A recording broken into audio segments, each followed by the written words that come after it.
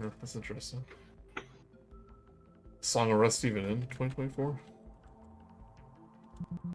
Well, I don't think it is. They might have gotten rid of it. What?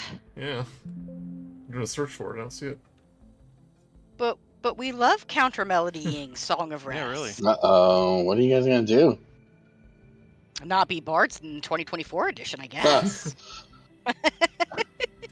There might be something that's similar, but yeah, the actual Song of Rest may not be there anymore. Oh, I forgot to launch the game, but I was in roll 20. Whoops. You're too late. You locked out. That's what you get for being so focused on Dead by Daylight. But I had to get those generators done. You have to get those generators.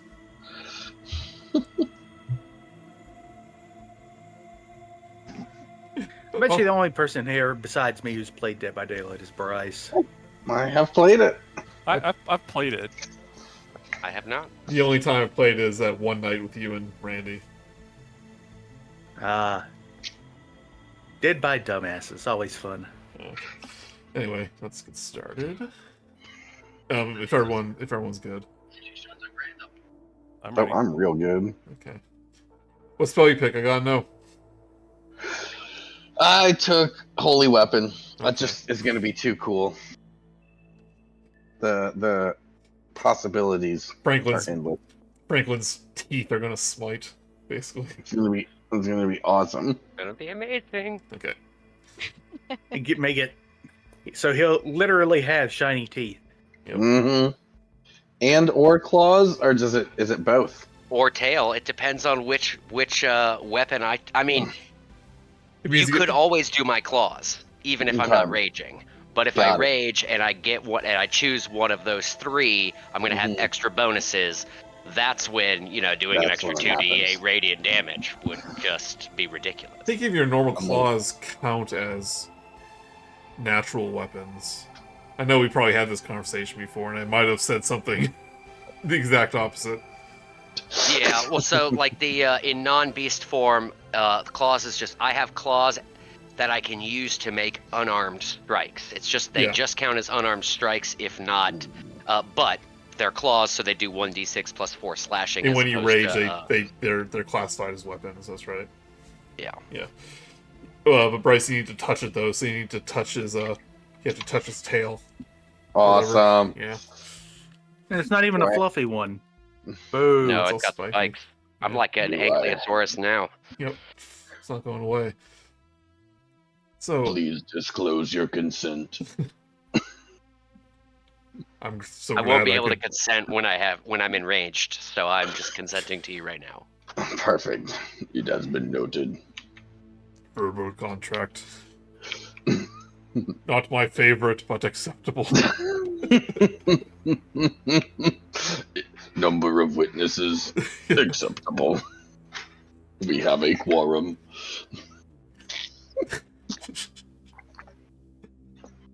All right, I'm done. Okay. Go for it. No, I was enjoying it. Last time on Phandelver and Below, the Shattered Obelisk, after battling the Mind Flayer named Quabraxel for the third and final Obelisk Shard, you confirm the trio of Mind Flayer fanatics are in an Underdark stronghold known as Il'Kanoth. With no way of knowing its location, you begin the trek back to Phandalin. Rok'kee is unpetrified, but his right arm has mutated into a large tentacle, and Frost's seasonal transformation are still randomly being triggered when she is consumed by inky tar when she is trancing.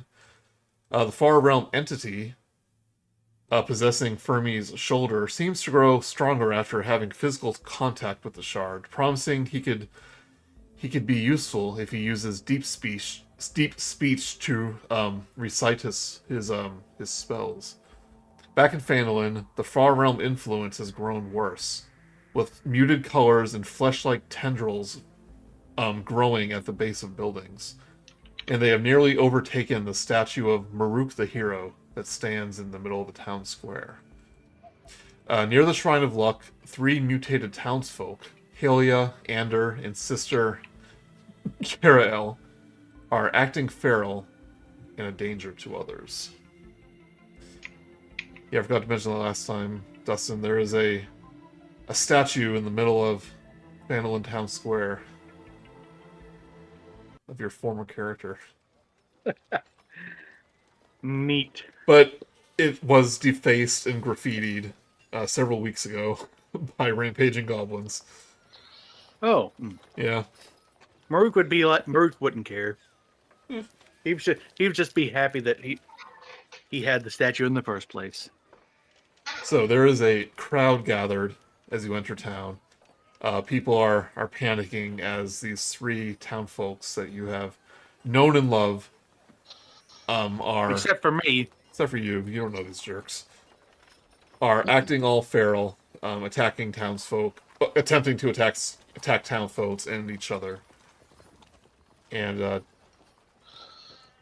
Townmaster Harbin Wester chastise you about where have you been all this time once again, and say to take care of this mess. That's obviously your fault because you've been gone. So we're gonna roll for initiative. Oh, under what obligation are we to him? Don't worry, Fermi. We'll take care of him later. Okay, all right, that makes me feel better. Yeah, you can choose not to help these guys. Yeah, my thing isn't working. It's not automatically going over, no matter what I do. Still, you have had that problem for a decade now. Is your do you have the add-on installed? Yeah. Yeah. I'm not going to worry about it right now. But it's 10, by the way. There you go.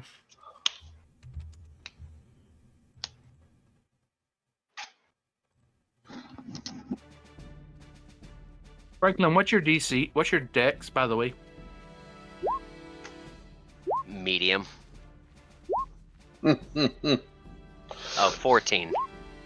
Then you go before me. All right. Hey, Mike. I thought you were metagaming, and then I thought, oh, you're just wondering about initiative.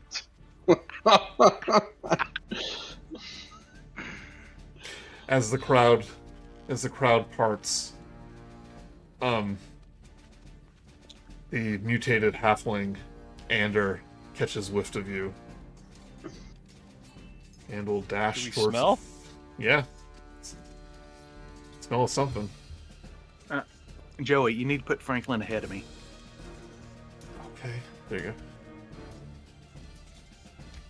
Over and over to Rok'kee. And Why? recklessly attack you with a psychic slam. This giant mutated arm slams into your face. Probably not though, a 14. It does not. It bounces off my face. He attacked recklessly, so you'll have advantage on him Awesome. If I attack him. if you attack him. Alright, our quasi-new character, Clover. Oh my god, guys, this is so not cool. I don't really want to attack them. They are our friends. I want to incapacitate them, though, I suppose. Yeah, they have this, like, neon greenish, like, spittle coming from their mouth, like they're rabid. They're, like, panting heavily. How far is that? 60 feet? Alright, no offense to Ander, but I can reach Halia. She's the one that has our month-to-month income contract. That's true. And so I think I'm going to cast Hold Person. Okay. And she has to succeed on a Wisdom saving throw. Go ahead and link that for me. Oh, that was not there.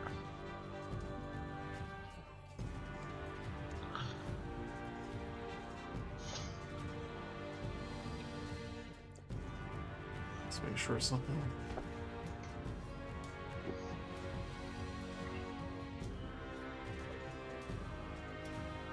Alright, the wisdom saving throw. She rolls a 10. Okay, so she is paralyzed. Well, that's a good one. I know. I was like, how do I yeah, stop? Okay, here we go. You know, whole person's a classic. I had to double check though. But it seems like their mutation is at the early stages. So they're still considered a humanoid. Oh, not an aberration or whatever Mm-hmm. they might turn into. Okay. Aw. Right, so they're paralyzed. Okay, so that was an action. Let me see what my bonus actions here are.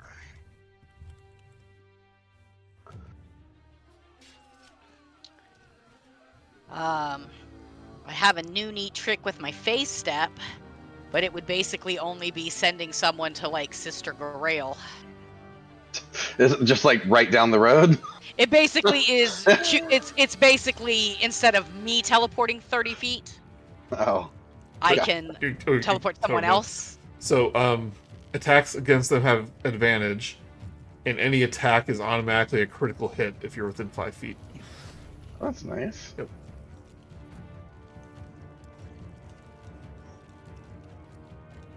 I guess I'll just give a bardic inspiration to the new guy, Erro. Okay. Which because of the bard thing, it has like you get an extra D4 for damage or healing rolls. Erro. Interesting, but I have a. You know, we'll come back to that later. We'll come back to that when we come to me, because I want to have an interesting question. Okay. Rok'kee, it's your turn. Alrighty. Rok'kee is going to. You said that the townspeople were kind of crowded around here and parted to let us through. Yeah, I imagine there's a gathering of people kind of, around here. But they're kind of keeping their distance and letting you guys fight. Sure, that makes sense. But that might come into play. You can decide. I'm going to move here to the center of them, and I'm going to use one of my channel divinity actions called Order's Demand, and I am popping it into Beyond 20. I'm clicking it and nothing's happening. I'm going to paste it into Roll 20. Alright, so basically I guess the flavor of it is that it's intended to kind of calm a crowd that might be getting a little riotous. Mm-hmm. But basically I can cast Charm on every single creature within 30 feet of me. Okay. And I would like to cast Charm on every single creature within 30 feet except for my adventuring party. And I'm going to leave it up to you because I know the whole flavor of Charm. Why I don't like to use this because it's a hostile action, and then everyone who you use it on turns hostile afterward. That's why I haven't done this, because I don't know how that's going to play out. But I think this is a fun time for it. So that's what I'm doing, and I am going to address the crowd.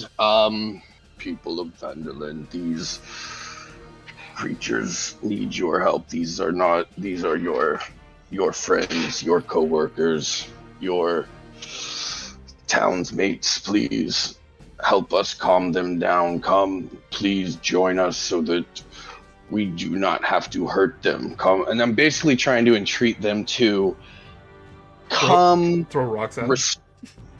Restrain them all, because if we can stop the fighting, then we can think through it a little bit before we have to beat them. You're gonna throw civilians at them? That's kind of what I'm thinking of. We'll see what happens. I don't think that's going to end well. Well, at the very least, they may be cannon fodder for us.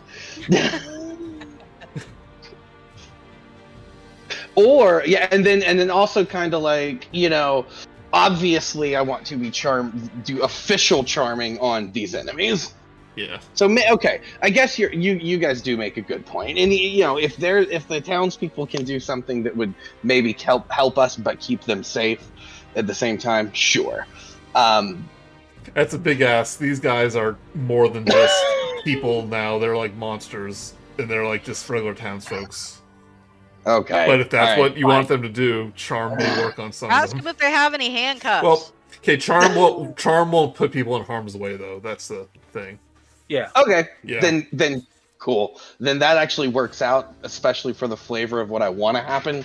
So they're not going to get hurt, but they may I don't know, do something to help. So perfect.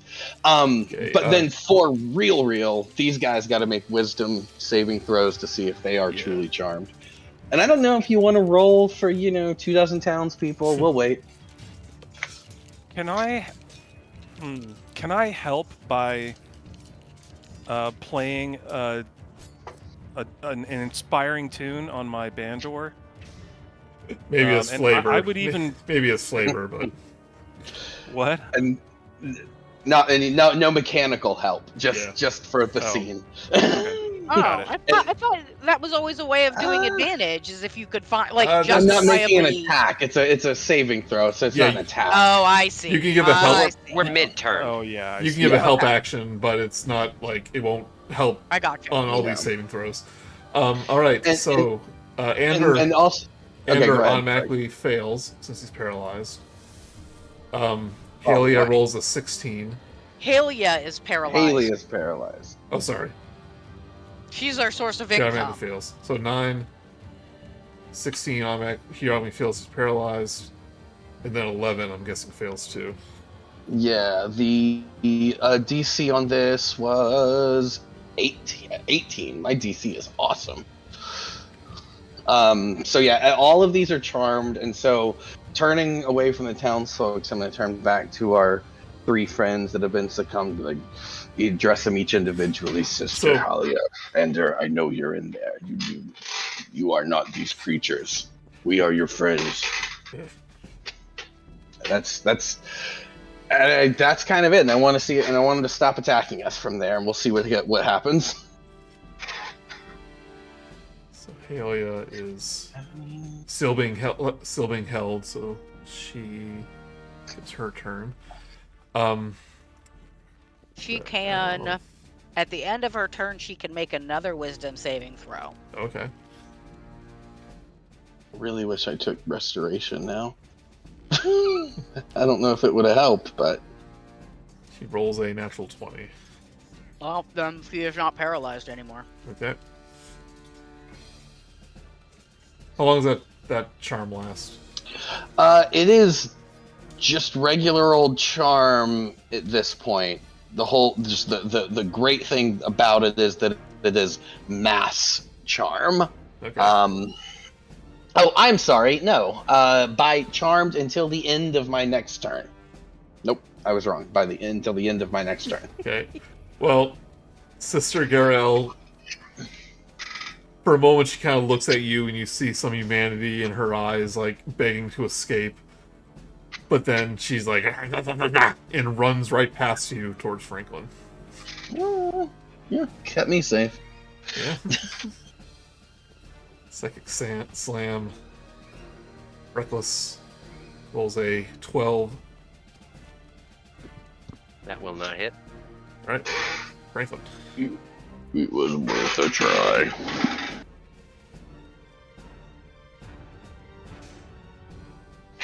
So, you have all these plans, and then, like, things happen. So I'm just gonna say, gross. Sister Garel, get off of me. And I'm just gonna smack. Just with an unenraged, but it is going to be, I'm going to do it recklessly. I'm gonna recklessly smack her twice. You don't have to, because it's already at advantage. Well, then I'm just gonna slap her twice with my claw. Because they attack, Alright. they attack recklessly. Beautiful. Well, so 19 to hit. That hits. 8 non-magical slashing. Alright. Alright. Smack her again. 25 to hit. That hits. It'll be 6 non-magical slashing. As you claw at Sister Garael, you realize that they're taking a lot more punishment than a normal person would.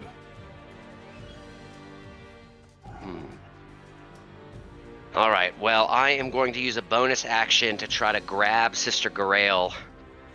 Alright. That will be a 26 strength check. Natural 1.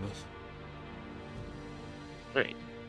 And then I'm just gonna kind of hold her up and be like, guys, I think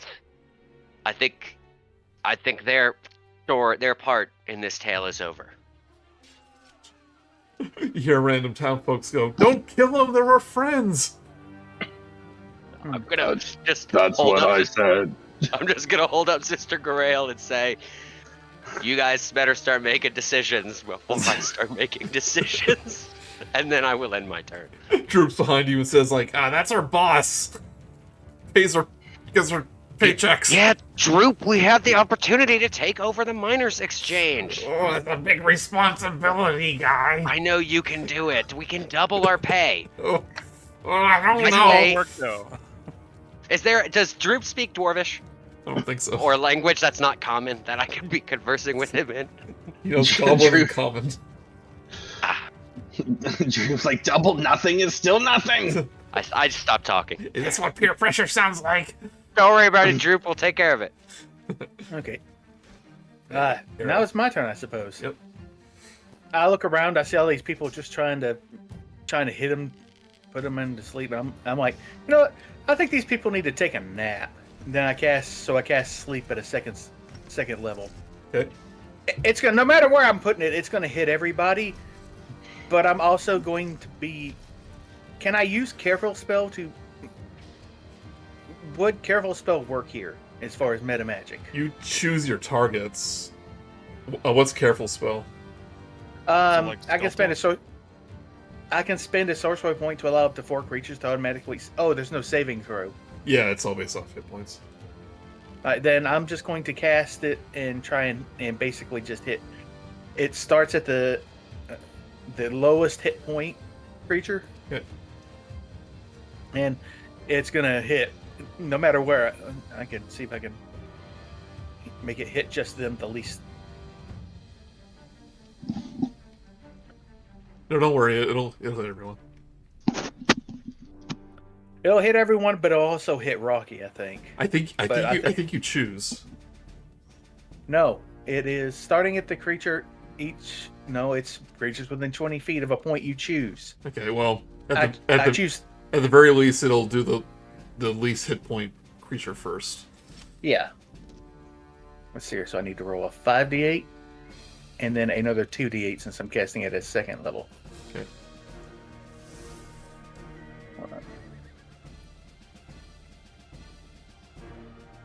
So 26 hit points. 26. Sister Gariel is still trying to frantically claw at Franklin's face. It's ineffective. Nobody falls asleep. Nobody falls asleep. These guys are tough. Well, I mean, I tried. Okay, bonus action. Let's see, what can I do with a bonus action? Hold on.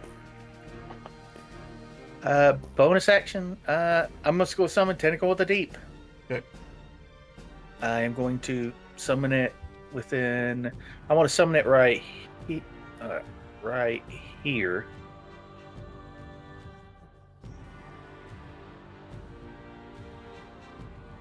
And have it attack Halia, I believe her name is. Member of the Zen Theorem. But you don't know that. The 23 hit. It does hit.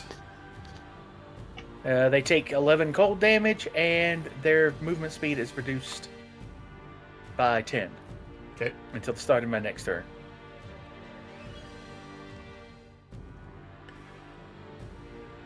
Alright. And that's my turn.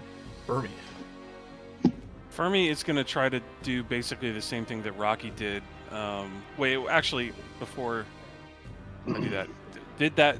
Am I Did I understand right that worked? Like, did they get charmed? The townspeople? They're all charmed, but it's only against Rok'kee. I see. Okay, then yeah. I have my ways.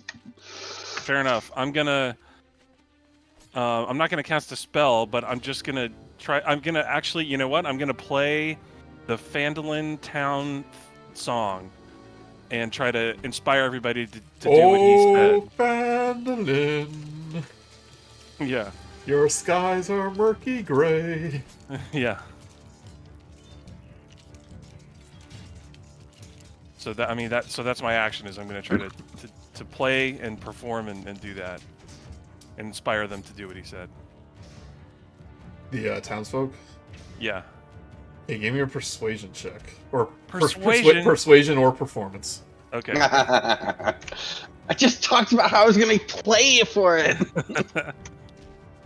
Oh, critical fail, so 12. I get a bardic die back, Bill. Crit fail is 12. That's awesome. Yep. The people are too afraid. I thought I had a good shot. Yeah, people are too afraid. Did it make it worse? Yeah. Now we hate them, not like them. Yeah. Fermi's just gonna slowly kind of back away from the townspeople. Hey, any bonus action? Yeah, I'll throw Rok'kee a Bardic Inspiration. Okay. Wonderful.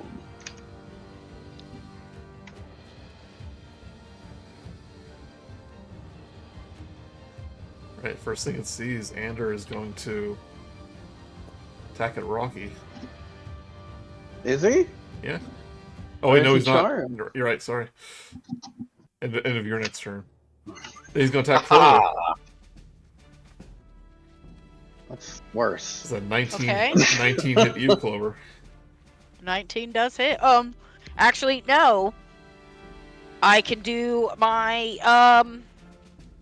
my fancy Staff of Defense. All right. And that, if I do it, should give me +5 of shield. How do I? So what's your AC now? Is it 20. 20? All right. Yeah. He kind of leaps and tries to slam you with his big mutated hand. It just bounces off as you raise your shield, like boom. Okay. Right. Clover. Okay. So we are trying not to fight them, but they want to fight us. Try not to kill them. There's a difference. Well, sure. Yeah.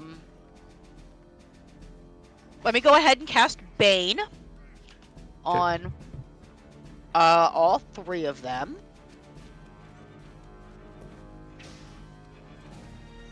That's charisma.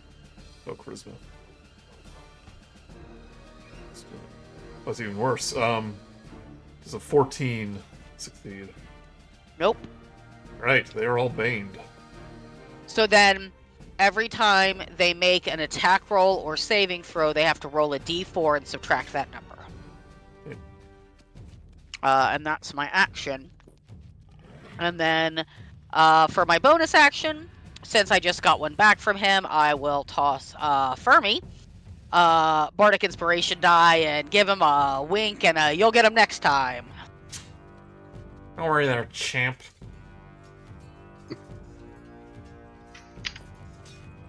Anything else? And I guess I'm not still concentrating because Helya is not paralyzed anymore. Bane is concentration. Oh, So, Bane is also concentration. Yep. Oh, okay, cool. Well, then that works. right, Rok'kee. What do I want to do? I want to... Guys, I promise I'm only going to do one more thing and then I'm going to give up and fight. I would like to, since Sister Girl is charmed by me, I know she doesn't want to take damage from me, but she should possibly be friendly enough for me to tightly bind her with rope. and be patient about it to let me tie her up real good. Okay, so you want to attempt to bind her arms. Correct. I would like to. Heck, it's or hog tie, whatever I can, as much as I can do, because she's charmed, she's friendly. I can just convince her it's good for her. She wants this. You're not causing damage, yeah. That's and then what I would then. So that's what I would like to do. Is tie her and bind her, and then the final thing is to then wrap like. I'm trying to so and then leave a little bit of on her arms and then wrap that around and tie it around my immovable rod so that she is like staked to the ground. Okay. But in the midair. That's my goal. You tell me if I can do that. And what I need to roll for. That's a 2-action thing. Okay. Yeah. Is there... But since she is charmed, she won't hesitate as you take a length of rope and bind her hands. Okay, so she's tied up, and then I kind of step back and think, wow, that is not gonna really do much, and I use my bonus action to cast the spiritual weapon. Okay. And I'm gonna use that, and I know it's gonna undo the charmed against Ander, but I'm gonna cast it on Ander. Okay, but make it non-lethal. It's bashing, it's bludgeoning, so I think I can. Any melee knock them out. Any melee weapon attack can be non-lethal. Is spiritual weapon non-lethal? Is really or is it melee? Yeah. Or is it a spell attack? Oh, it does say melee spell attack. Perfect. Okay. Cool beans. 19. That hits. All right. Am I supposed to have advantage on him still? Because I may get a yes, crit. Actually. All right. 24, so I'll take the higher, whatever that damage was. 10 force. Yeah, that's what the plus means. It means they attack recklessly. Got 10 it. force. And so that is Ander. He's probably not charmed by me anymore. And you said it ends at the end of your turn, right? Oh yeah, they wouldn't be charmed by me anyways. Perfect. Yeah, so Kalia looks at you, her eyes were like dilated, but then they they get small and start like twitching around as she goes on all fours and leaps onto you. Well, that's Rok'kee. scary. Yeah. I don't like that. Yeah, these guys are not well. I'm trying to help. It's a 19 hit. Yes, it does. Really? I thought you had 20. I have 17 armor class, actually. Okay. Because I'm still using that Dragon Guard armor that we found in the first game. Yep. You take 8 bludgeoning. But then as the fist connects, you feel your head start to ring in pain. You take 5 psychic damage. Okay, 8 and 5. Question for you. Yes. Did you roll your d4 and subtract it before I you did not. Yep. Okay. Let's just do that real quick. 15, never mind. Never mind. Awesome. Thanks, Clover. I always knew I'd liked you the best. Thanks, Rok'kee. Because I'm amazing. You bring a certain Genesi quoi.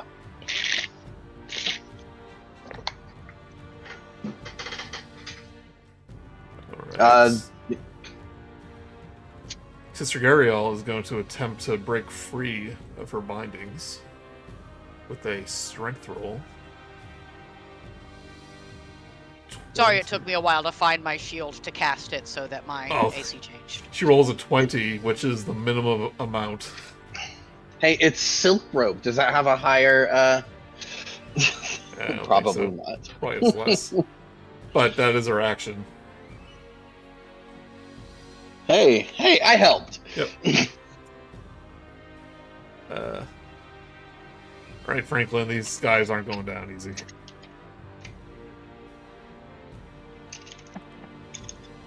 Well, I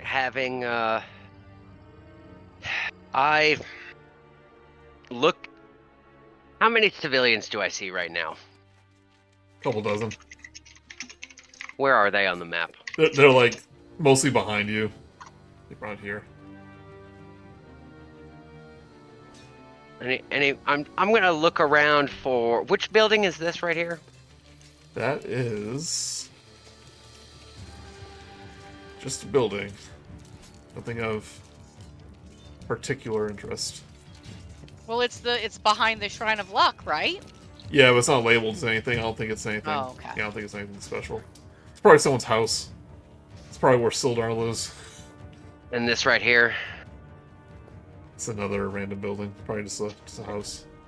I am going to use an attack action to I have Sister Garael grappled in one arm. I am going to use an attack action to attempt to grapple Ander. Okay. You got a free hand, so you can definitely do that. I do. If you attack first, you get a free grapple attempt, right? Or is it for the same target? Yeah. If I could attack him first and then get use a bonus action to attempt to grapple him. However, that is not what I am attempting to do. I'm attempting to grapple him in my left hand while holding Sister Garael in my right. Okay. Give me a Alright. strength. That is a 17. Rolls a 13. All right. I said, guys, this Rolls a... is going to have to end, and it's going to have to end outside of the view of the civilians. And Oh, you want it out of view? I can take care of that. having them both grappled, I'm going to start dragging them towards the interior of... Let's see, Pen is there. I'm going to start moving towards Halia to try to, drag them and see if I can get them to... get everybody else to recognize, grab Halia, and let's get inside this building and do what we have to do. Okay. Or you move at half speed when you're grappling. Okay. That gives me 20 feet of dragability. So I get them right up to the front of this house or wherever you decide the door is. Door's right here. Yep. But you drag them along. They're kicking and screaming. Oh, perfect. You've got them all nice and grouped up. How wonderful. Oh, look how they just line up. Well, they're excited. All right, I'm gonna actually do a little side shuffle to flip Sister Garael to right there. Okay. So they're neatly lined up. I've got Garael now. I've got Garael in the left hand, Ander in the right hand, and Halia right in front of me. Lining up would not be a problem, but You have that lightning. Okay. You have that lightning spear too. Remember that? no. Yeah. Okay, I'm gonna leave it at that. I imply the team is running out of my restraint. This will be the end. And I bite at Halia, not in a symbolic way. Okay, Joey, I'm going to be doing a lot here, so you're going to have to tell me if I can or not. Okay. I'm going to be casting Hunger of Hadar. Okay. It's a 20-foot area, and I'm going to be casting it pretty much right around the three people, and but I'm also I'm going to ask, can I use Careful Spell to block out Rock and Franklin? But this is a sustained effect. Well, see what Hunger of Hadar does. Hunger of Hadar. Open a gateway to the dark between the stars, a region infested with unknown horde, blah blah blah. 20-foot radius spear, blackness, bitter cold. Void is filled with a cavernous whispers. Everyone's blinded in the area.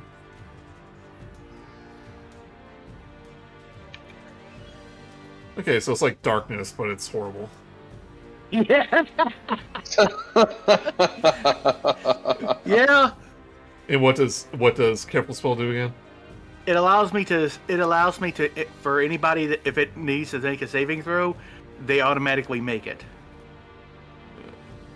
I don't think there's any saving throws with this. Yeah, any creature that ends its turn in the area must succeed on a Dexterity saving throw. Or what? Or take 2d6 acid damage. Oh no. Any creature that starts their yeah. turn automatically takes it, though. Yeah. Takes 2d6 cold damage. Does Careful Spell affect more than one person, or just one person? It affects up to 4 people.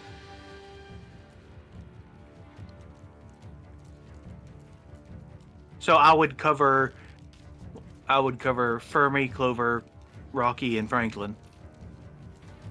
They could end their turn there and not be damaged, but if they start their turn there, it's not going to be a good time. Right, where you want it? Actually, it's got to be within 60 feet of me, so I think that's the range. 150 feet. Yeah, I can place. Can we move it over just a little bit so that it just hits the 3 of them? Because it looks like Yeah, right there. Perfect. So your one tentacle recedes underground, and then erupts in a 20-foot radius. Well, they're out of sight now. But it's concentration, so put that of them. So yeah, if they wait, do they take the damage when Start at the their initial turn. start of their turn, and they're blinded. They're blinded. Yep. Yeah, no, that's okay. That I just realized that spell might be a little busted. Well, it's getting higher level. Yeah. Right? Can your one tentacle attack though? Yeah, it's still there. So, one of the tentacles just whaps at Ander. Okay. This is the club.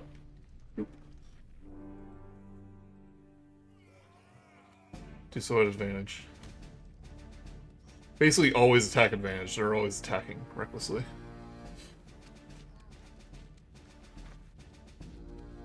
That hits.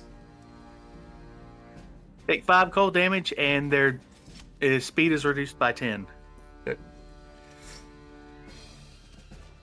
Which, I mean, probably doesn't help when they're blinded as well.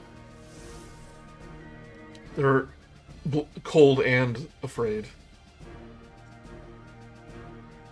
Alright, Fermi. Fermi shakes his head and he's like, I thought we weren't trying to kill these people, but whatever. What? Like, so I can't see them? Ooh, can you see sorry, them? I missed the effect.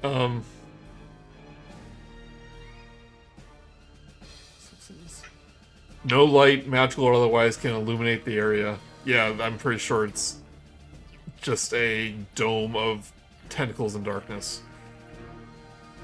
And the 3 infected townspeople are in it? I'm sure they said run out of the way first. Oh, wait, infected? Yeah, yes, sorry. yes. Yeah. But you do get advantage against attacks against them.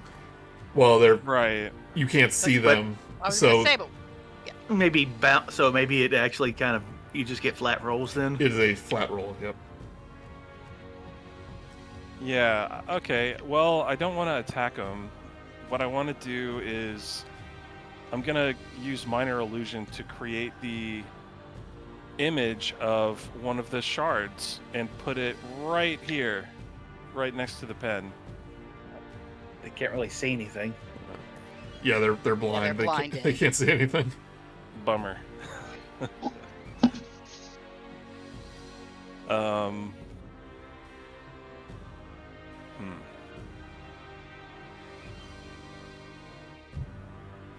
I think I'm gonna do that anyway. Okay. and I'll just hold it there. You just making an image of an obelisk shard? Yeah. Is that like minor illusion? Yeah. Alright. And that's it.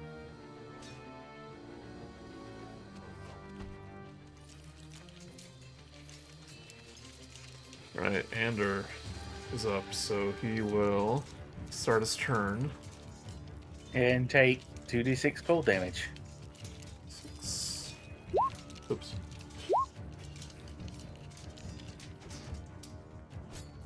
I'll use your roll. Yeah, Since I yeah. rolled 2.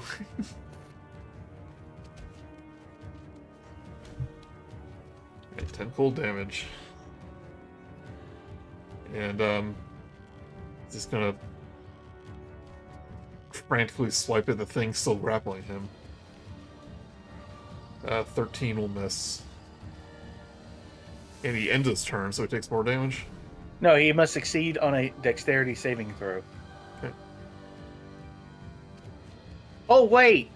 I just Joey, I forgot to do one thing, but it is very much a...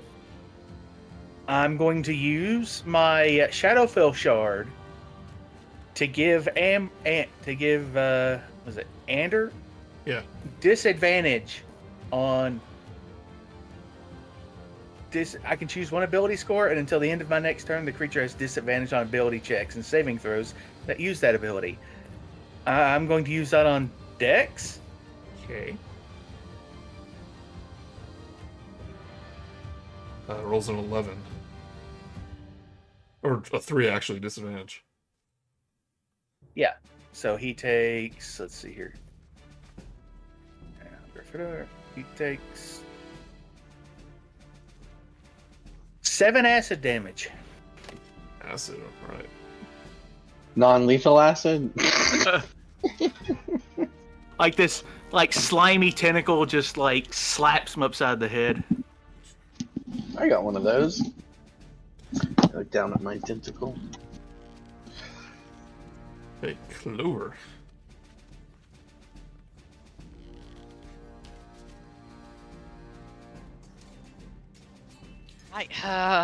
You can see a little bit of Sister Gariel, because it's not fully covering her, but she's still blinded. I thought we weren't supposed to try to kill him. Well, I can turn it off before they die, I think. You can drop I'll concentration. You can drop concentration whenever you want, even if it's not your turn. Yeah. Yeah, if they look like they're starting to really hurt, I'll drop it. Well, you can't see them, so. Well, oh, good point. I guess I'll have to guess it.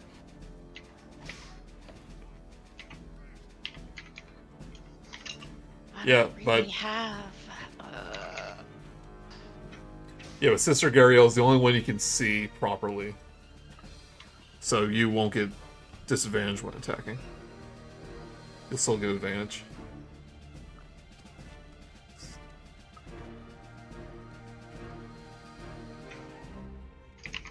I just don't really have anything that's like... I know, like, I didn't want to kill him, so... I know, I was just trying to, like, stall. So remember, if you can see the target, I always tell you when they're looking ready to die. Okay, So when they're in danger, when they're in mortal range, I let you know. Okay, so I will, I guess, drop my dagger and staff and pick up my longbow. Okay. Or pull out my longbow. Yeah. Yeah. And I will fire at Sister Garael. Okay. So at advantage. Non-lethal, as insofar as you can do non-lethal. Range attacks can't be non-lethal. Can't do. Yeah, okay. Yep. I mean, if she dies, I'm sorry. Oh, well, 23. I don't think it showed, but it rolled in beyond 20, and it was 23. 23 hits. Okay. And then...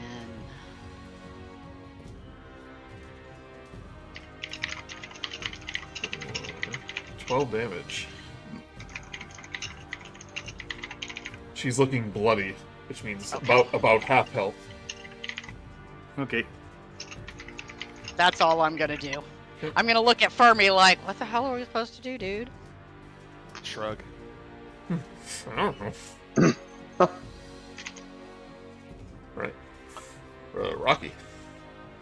Yeah, so with Sister Garaele being right next to me, I can see her to make an attack, right? Yep, she's only about halfway covered. Perfect.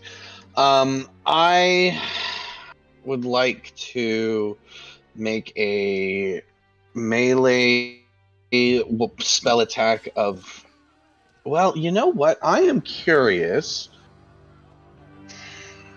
I want to see if you'll buy this as interact with object. I don't want to do damage. I want to touch her with my tentacle arm and see if there's any weird reaction. Will you accept that as a free action of interact with object? Free action, yeah. Okay. Just perfect. Does anything happen when I lay my tentacle arm upon Sister Garaele? Nothing happens to her, but the tentacle starts to wiggle around like. Interesting. Franklin, look at this. It's like you're waving a fish around. Gross.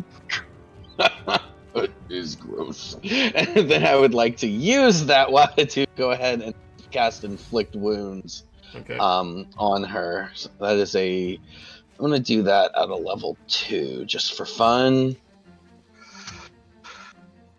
Oh, crap. Do I get to know if that hits before I roll my inspiration? I don't. No. Technically, you're not supposed to, but Then I'm gonna invite you. Well, you know what? It hits. Okay. Yep. Then I'm gonna keep my inspiration. So that is 23 necrotic damage, non-lethal necrotic, obviously. And I think it's only weapons, like bludgeoning, piercing, and stuff. I don't think spells. You can do it. Okay. Yeah. Well, hopefully that didn't kill her. She's looking. She's looking hurt. Wonderful. And was that supposed to be? I don't care about that one. Advantage. We won't go back to that. If they are supposed to be advantaged, I am going to do my spiritual weapon on her as well. We'll attack one more time in case it crits. But I kind of don't want to with my lethally. Okay, but I will. Yeah, I don't want to. I'm scared. And then I'm non-lethally. I don't think you have a choice. With the spiritual weapon too? They attack recklessly. That's just a debuff they get. Oh, I see what you're saying. Yep. Okay, I have to see if it does. Yep. Fine. Okay, ended up being a 16. Okay, yeah. And then the spiritual weapon here. Do a 17. That hits. For 10 force. Now, that one's debatable on whether you can non-lethal force or not, but... Since it's a weapon, I would say yeah. Okay. Alright. They're looking very, very hurt. I immediately drop the area. I immediately drop a... Well, you can wait till it's about to be her turn, so Halia can still take the damage. Yeah. She dies. I'm just kidding. You suck. Alright, roll damage for the initial Hands of Adar. Okay. Let's see here. Hold on, let me pull that up. Hands of Adar, Hands of Adar. It's Hunger of Adar. Yeah, Hunger of Adar. The initial 2d6. 8 cold damage. How are they?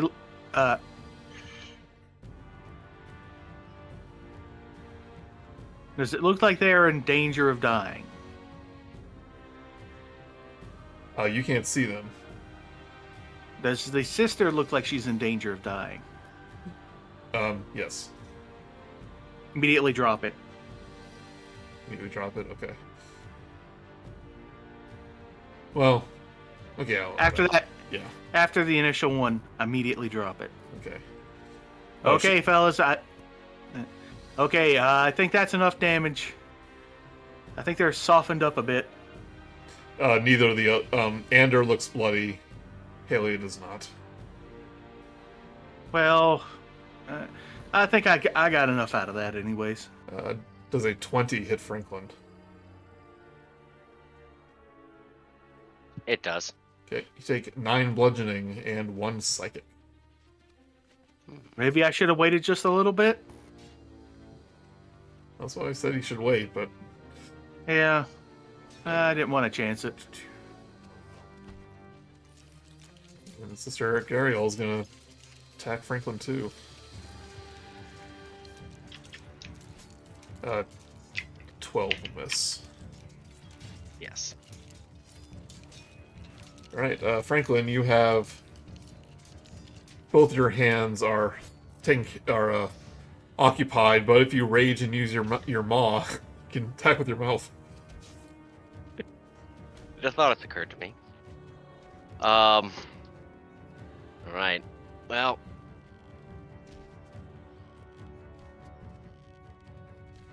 I look at Rok'kee and say, can you see through the smoke?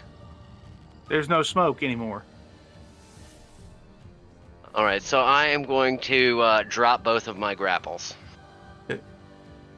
I am going to pull out my ever-smoking bottle, and as an action, I'm going to withdraw the stopper. How big is this thing again? It's a 60-foot radius cloud of thick smoke. Everything in the area is heavily obscured. Each minute the bottle remains open, and within the cloud the radius extends by 10 feet. Cloud persists as long as the bottle is open. Closing the bottle requires you to speak the command word as an action. Fog or the cloud will disperse within 10 minutes or less if with a moderate wind. I'm going to burn an entire action to do that, so that way I can murder all of these people not within view of the townsfolk. I am then going to move 60-foot radius? Or 60-foot? 60-foot radius. Yeah, it's like everything. Yeah, we are in a fog bank now. Okay, you can't see anything, just so you know. I recognize that, but knowing what I was going to do and understanding where everybody was. Well, no, I'm gonna not move. I'm gonna not move, actually. But that's my, Are you trying to murder them in secret?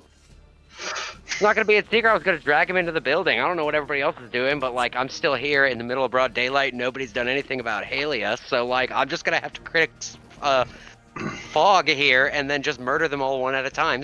So I have my fog. You're the only Next turn. You're the only melee creature you can attack non-lethally every time. I mean, but He's made his choice. That's not how this is going. I mean, you guys are all sitting back just like waiting for me to make a decision. I told you don't do that. We've all been throwing non-lethal damage. I feel like that's a decision.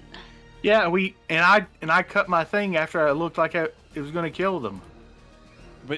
And yet here everyone sits still attacking me on their turns, not unconscious. I mean, They have a lot of health. I understand where Franklin is coming from, so... Yeah.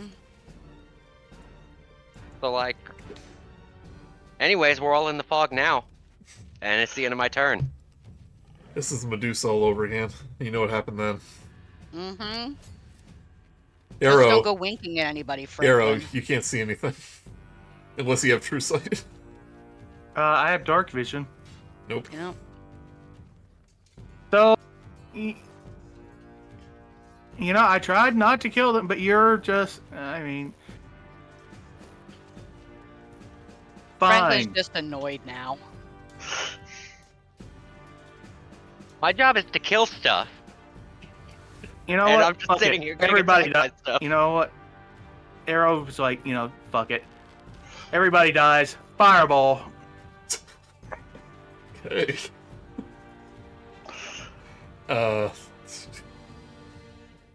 You're gonna do it where a bunch of bystanders are gonna get obliterated, or are you gonna center it on where you think everyone is?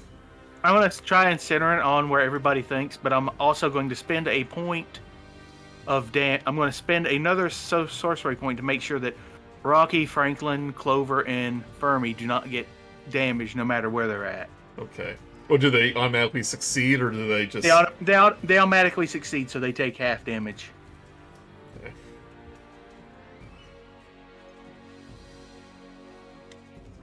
Okay. Do you want me to make a... Oh, wait, is it? Blinded... Require any ability checks that require sight. Right. Okay, I think they would still roll. Oh, but they all have Bane. Alright, so roll your damage. Rok'kee and Franklin, you'll automatically save.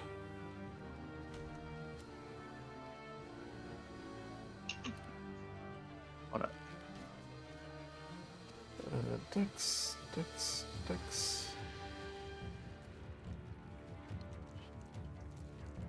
Right, that is a 14, a 4, and a 9. I imagine that all fails. No, DC's... Yeah. 31 fire damage. They real dead. I was like... Erro just goes like, so we've stopped trying to not kill them then. Oh, well. This would have been this would have been great. This would have been a great opener. Fermi's like, what? What? News to me. You feel one of them fall to the ground. But you don't know who they are. Well, if I can't see them, they ain't dead. No positive tests if you don't test. Oh, she was a woman of the cloth, too. Fermi.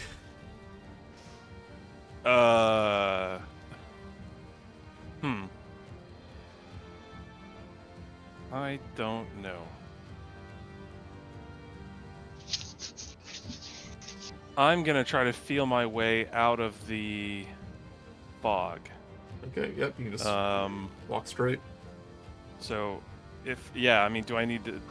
That's my intention, is to just, like, walk over here. Oh, no, you know which direction's which. You bump into a few people who are wandering around. But you see a ever-increasing fog cloud. Yeah. It's increasing? I think Yeah, it so. grows every minute. Oh, wow, okay. And, flashbacks to the Medusa room. Yeah. Flip that half lap. Yeah, right. We had so much fun. But I do... So the minor illusions should still be there, even though no one can see it now. But it should still be there, so... That's... Oh, you know what I'm gonna do? I'm gonna message... Let's see... Oh... Page. Yeah. I'm gonna point in the direction of... Rok'kee. Mm-hmm. And yeah, I'm gonna message and be like, oh, let's see. Yeah, and I'm just gonna say, I created a shard illusion because I was curious as to whether they would be attracted to it or not. It's right next to you. Stop. You would have seen it, yeah. Is this the Sims thing over my head here? Understood. Can I talk back with message? I think so. You can reply, yeah. What do you want me to do with it?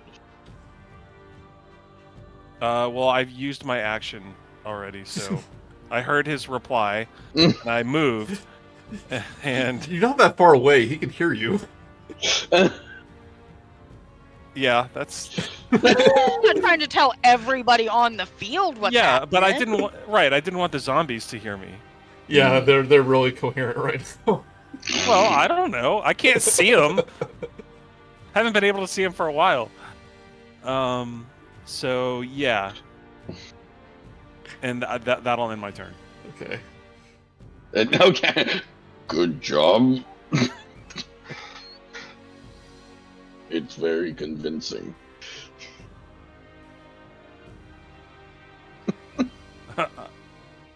I'm jazzed you can see it.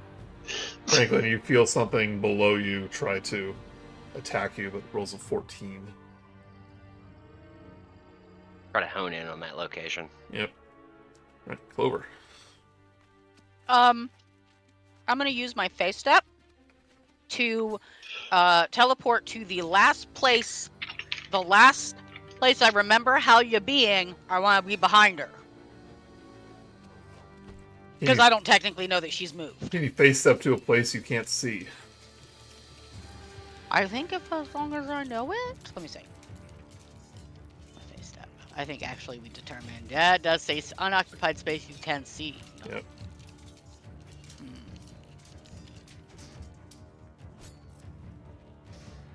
Okay.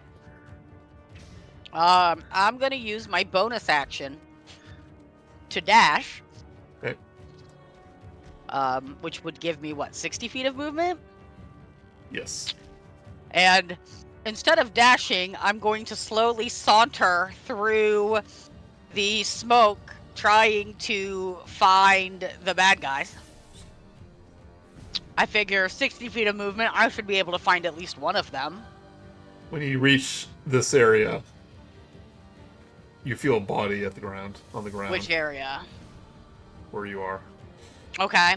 I feel a body. Is it breathing? You can do a medicine check, but that'll be your turn. I don't want to do a medicine check. It's on the ground. I'm going to keep moving. But now I know I'm in the vicinity of the people, I think. Unless it's one of my guys, but, you know. They're going to be got a making shell noises. Right. Yeah. I mean, it's a little like, not metagaming, but you know they haven't moved, so... But you'll have Well, that's what I'm saying. Like, that's why I gave myself dash, so that I would have enough footage to sort of fumble around blindly. Sure, yeah. But you'll still have to attack at disadvantage. I wasn't going to attack. Am I standing next to someone who is standing up? Like, what I want to do, not attack, I want to try and, like, rope them, tie them up in a rope. I mean, I don't know who I'm tying up. I just am not tying up the person already on the ground. Let's see here.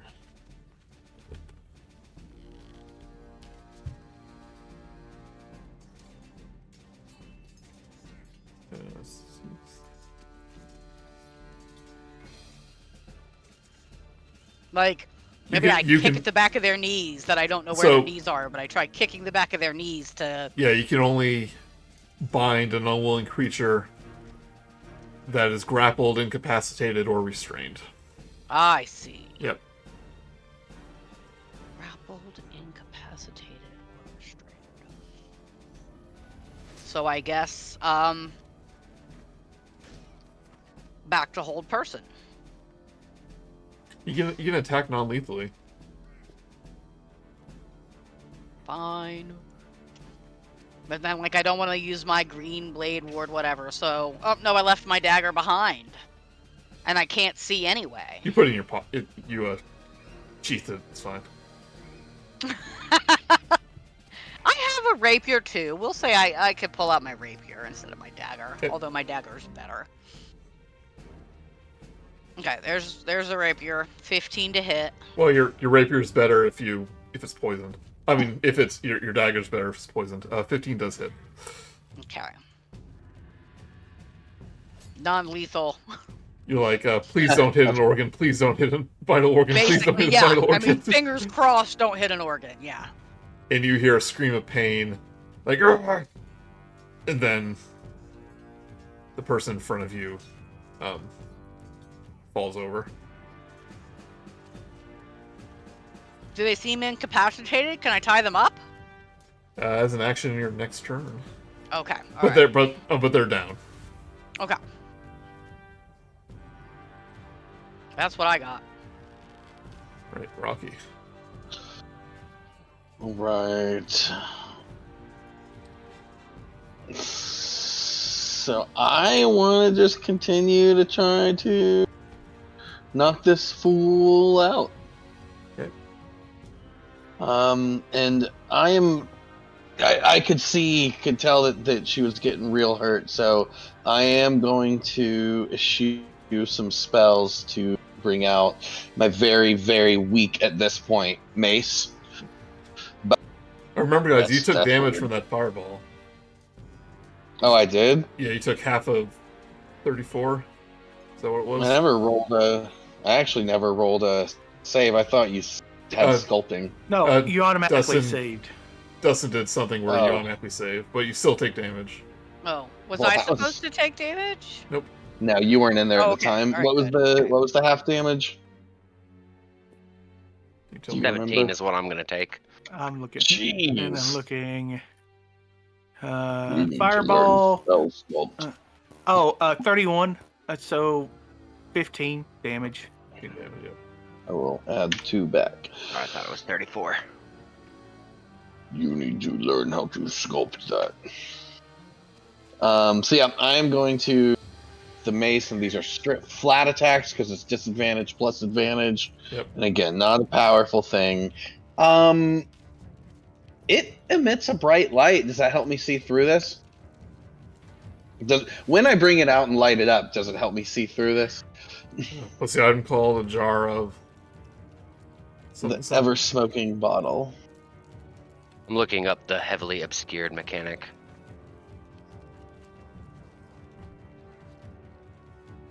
You know, it almost seems like using this is not a.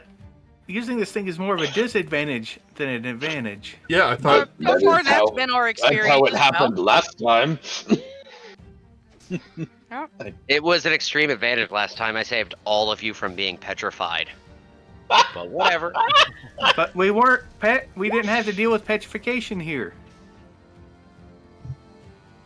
All I know is all I do is hit things and kill it. Lots of me holding them steady and taking hits while you guys dallied about.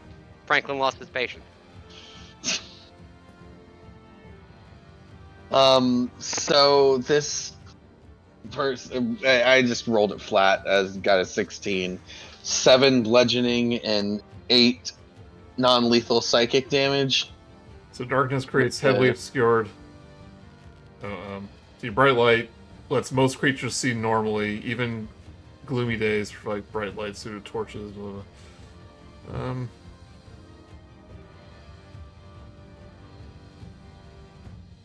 Yeah, I think it's like bright enough where like no light can, because you're blinded. So that's like that's a condition. Okay. You swing in front. Gotcha. You swing in front of you. So you Yeah, think that's that's what where I'm trying Sister to do. Gariel is, and it doesn't hit anything. Oh man. And then you feel around, you Oh. kind of kick around with your foot, and you feel a body at your feet. Oh no. I check its pulse. What's an action? Oh dang it. Well, But- then I'm not gonna do that. In that case, so I'm then picturing. I remember things where, and this is just going to be wasted. But I would then say, okay, well that one's gone, and I would move and then swing where Halia used to be Okay. with the pin. So that would also let me know there was no thud. Where are these creatures? Did you say that out loud? Yeah, I yelled that too, and then because I Well, know Clover's- Franklin's in here with me. So then Clover's gonna yell like, I don't know, I just dropped one. Oh, when did you To get my here? right. Ah, how you're now? You used to be further away. Did you not hear me stumbling blindly through the fog, Rocky? The fog was in my ears. All right, that is my turn. You gonna attack with the thing? What Brice knows that it missed because I was swinging at where Halia was, but Halia is also on the ground. So yes, I attack where in the square that I last saw Halia. Okay. So I take a swing with it. Does it do anything? But again, Brice knows she's down, so Brice knows it won't. Nothing's gonna happen. But I guess you're right. I could crit fail on it and hurt my friends. Let's see. Let's see what happens with that. Oops. Oops. There you are. Oh, I'm sorry. When you attacked, were you attacking Halia or Sister Gariel? I was swinging Rok'kee was swinging his personal mace at Sister Garael. Okay, yeah. That missed. Okay. And then now that I stumbled upon that body and found that, there's one in that square, I said, well, I'm going to use my spiritual weapon to attack. Yeah, I got it. Okay. 18 hits. Perfect. But I thought she was down. Nope. Sister Gariel's down. I thought You knocked Halia down and tied her up. I thought so too. I didn't get to tie her up. That was for my next turn. You know, but she it's almost as Okay. if this fog is being more harmful than good. I wish to reiterate. Hang on there, Erro. You also created like a fog of darkness that injured Yeah, people. So yeah. But here's the thing: I can turn it off, and but did. why does any of this exist in the first place? it's six force to whatever I may or may not have hit in Sister Garael's space. You hit something. Franklin. Hopefully that was none of you two. I am going to maliciously swing a claw in the direction of where I set Ander down. Okay. Lethal or, As a lethal or non-lethal? Well, what would you consider malicious? I would consider it lethal. Lethal for 14. 14, that hits. You guys. For 10 non-magical slashing. You feel whatever you hit the ground.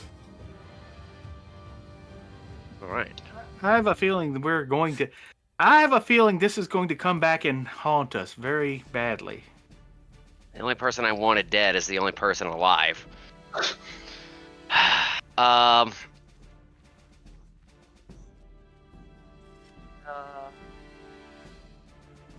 What am I gonna do?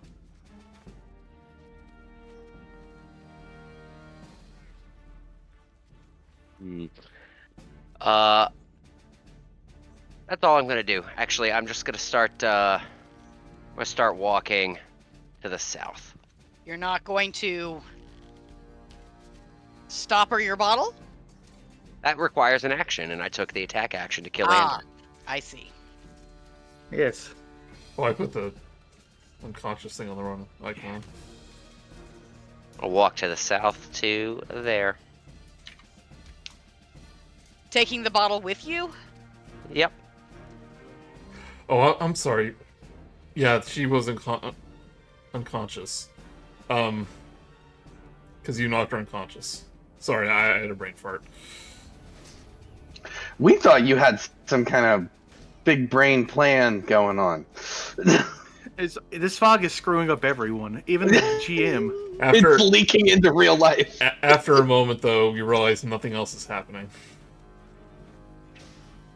I mean, is the dust or is the smoke moving because Franklin moved?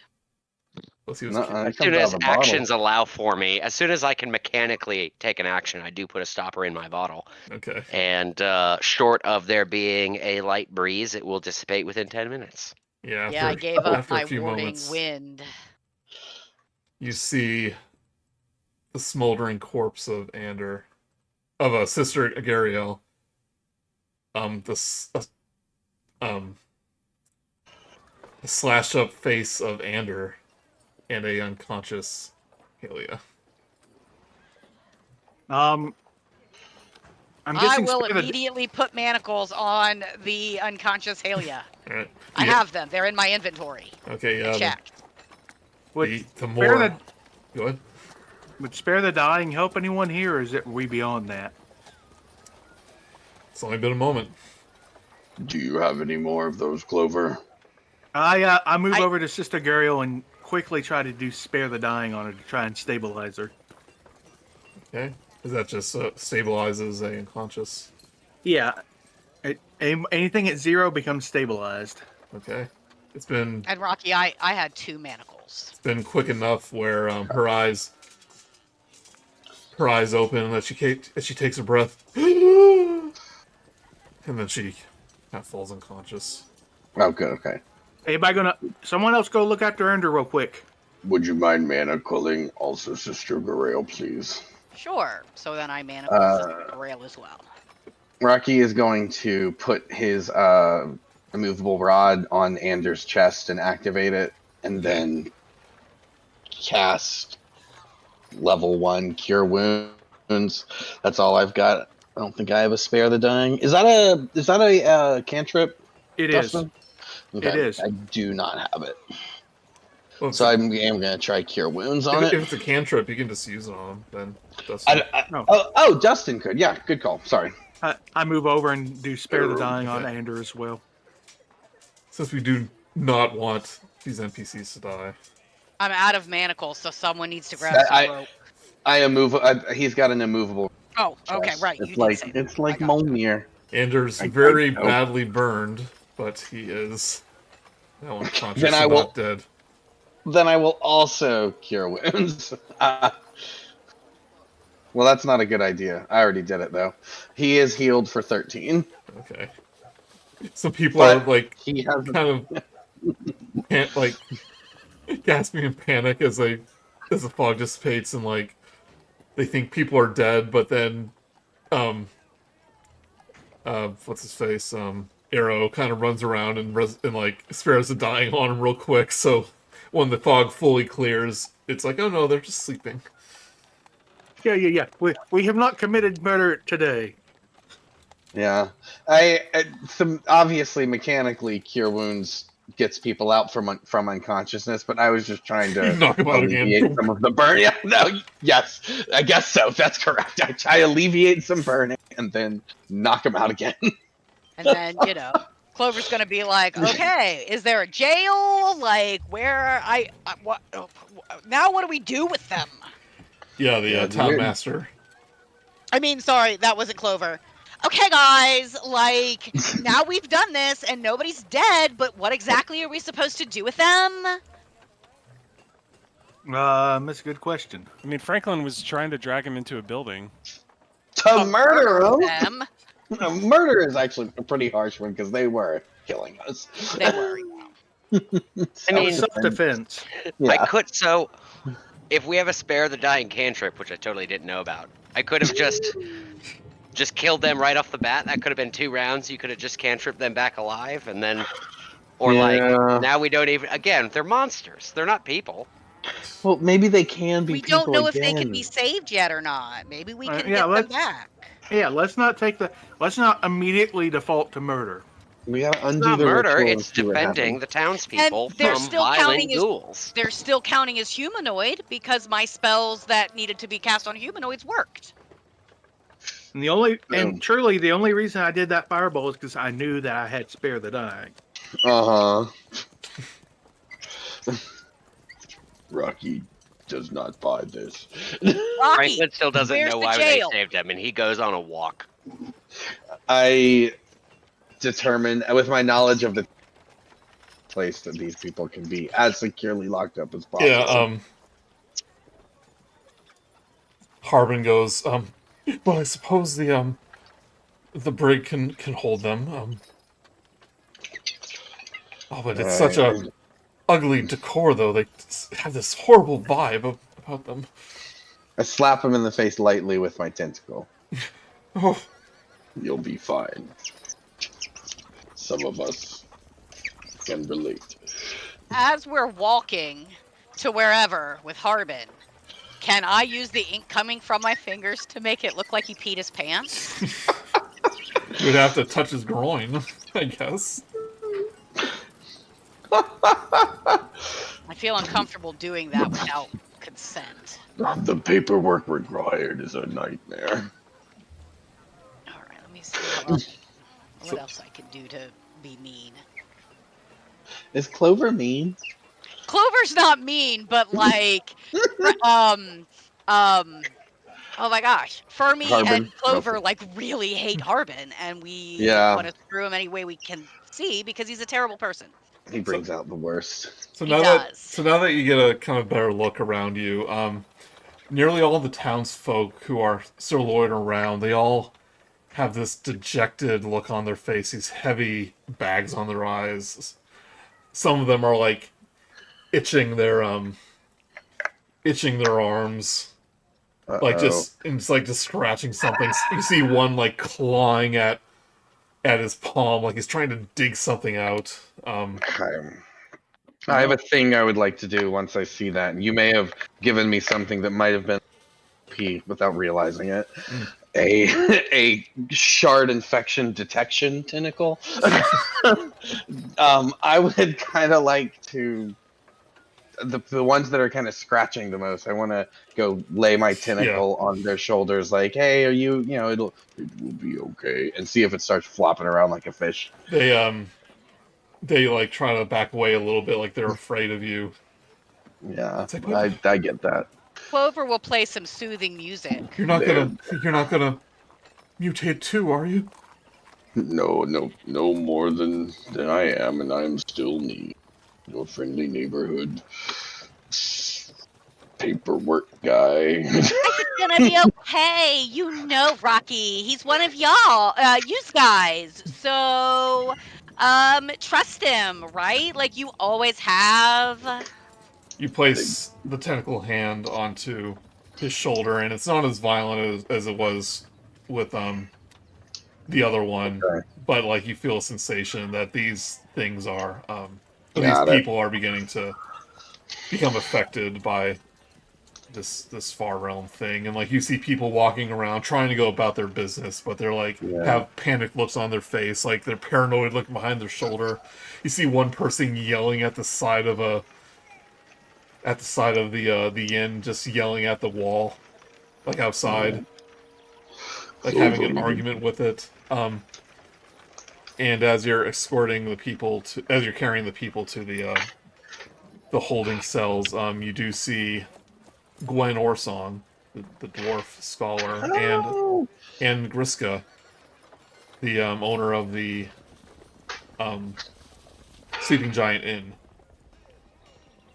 Clover is gonna run over to Gwen and like grab her hands and jump up and down, and is just so excited to see her. That's fun. That was. Well, look at you. This is a. How are you, Gwen? I've had so many questions. I've wanted to talk to you so much since we left. Oh, this is quite a pleasant surprise. I thought you hated me. Hated you? What? I don't understand where you even got that idea from. You're so useful with all your knowledge, and I just love you so much. Maybe I was just shy or something. Well, here's a closer look at this new season, and she'll actually pull up her the braids on her hair, and you see a third eye on her forehead, and she kind of leans up close, saying, "I have better perception with this one anyway. Oh yes, this is fascinating." Oh, so you're liking your third eye then, Gwen? Gwen? Oh, it's quite fascinating, but it is quite troubling. Yeah, Raina did not like hers nearly as much. Oh yes, some of the townsfolk, as you see, have undergone transformations. Some have been minor things like an extra finger or a little tentacle tail, or an extra eye, which is very useful. But as you can see, Sister Gariel, Halia, and Ander are clearly very unwell, and I don't think this is random. All three of them have spent time in close proximity of those obelisk shards.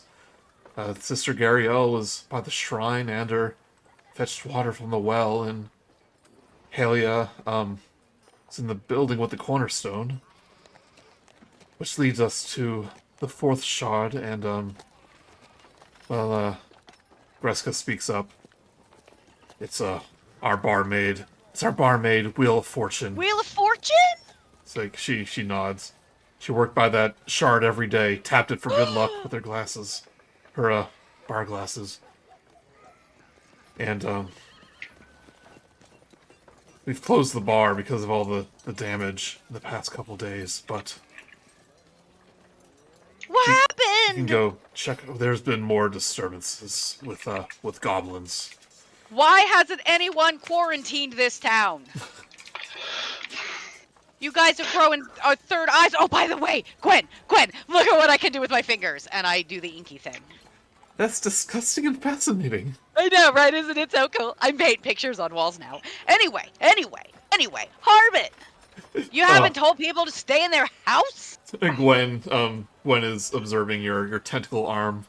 I was gonna It's say, like, And I have this. and I reach out and I put it on her shoulder to, if it reacts. Yeah, light vibration. Uh-oh. Hi, Rok'kee. It's like, yes, I'm well aware. Everything is horrible at the moment, but we must. And Horrible, did you see this ink? But she nods at, like, barely gives Erro a passing glance. It's like, oh, hello there. But yes, we must, Well, hi. Okay. Okay, hi. She's all. This is my bestie Gwen, Erro. Erro, this is Gwen. Gwen, this is Erro. We picked him up in one of the 1200th places. Yeah, she's all business. It's like, I'm sure you have a fascinating story. It's like, nice green eyes, by the way. Have you been affected too? A little bit, yes. Okay, so where are we going? What are we doing? Yeah, head over to the. We're gonna go check out Wheel of Fortune. Man, Raina is not gonna like that something bad might have happened to her. By the way, we still miss you, Raina, always. So they've kind of roped off the entrance to the Sleeping Giant. The door has been broken. Several windows are broken. It was kind of in a bad state last time you saw it because of the goblins' attacks, but now it looks like it's been just torn apart. There's like chairs and stuff. Chairs and bar stools and tables is flipped over. Broken glasses. One of the beer kegs have been knocked over. No one bothered to clean it up.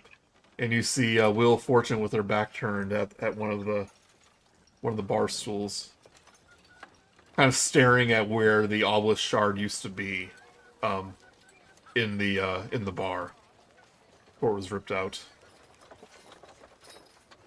Oh, that's not good. Hey, Wheelie. Wheel of Fortune. Does she turn around? She goes, I sensed you walk in. Said I can see the shadows. Are you blind? What happened? They wouldn't tell us what happened. She turns around. You notice a few things right away. One is that her hair is only in patches around her skull, like she's been it's been falling out.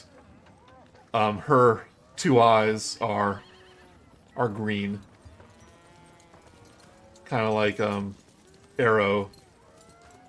But the most unusual thing is that her head is slightly elongated. Well, not even slightly, like noticeably elongated. And she has two tendrils like forming on the bottom of her chin, just almost like catfish whiskers. Erro does Erro I think immediately pegs what's happening to her. He's like, oh no. What is it? Yes, something's been happening to me the past few days. Have you been feeling a little bit hungry for having strange cravings? She shakes her head. Oh, that's good. Shakes her head in a yes or no direction. Shakes her head no. Okay. She shakes it in all directions. She shakes her head no. Okay, well that's good. That means we can come back from this. Good. Saying I could sense what happened to the others.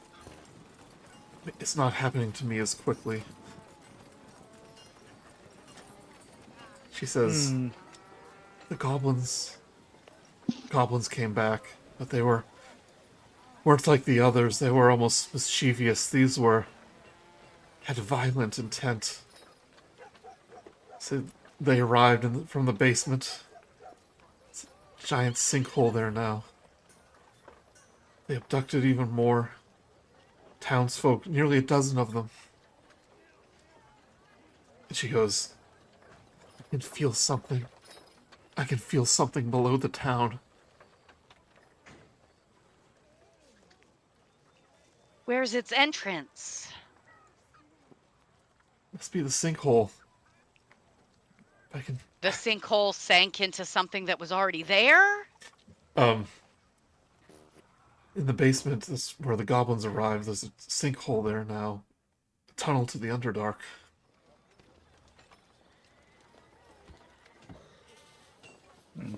Well, shit. I feel Yeah, that sounds about right. there's an intelligence deep below ground. I hear its whispers. Don't listen. Don't listen to them. I can't help it. It's so loud. It's a mind flare, Wheelie. Don't do it.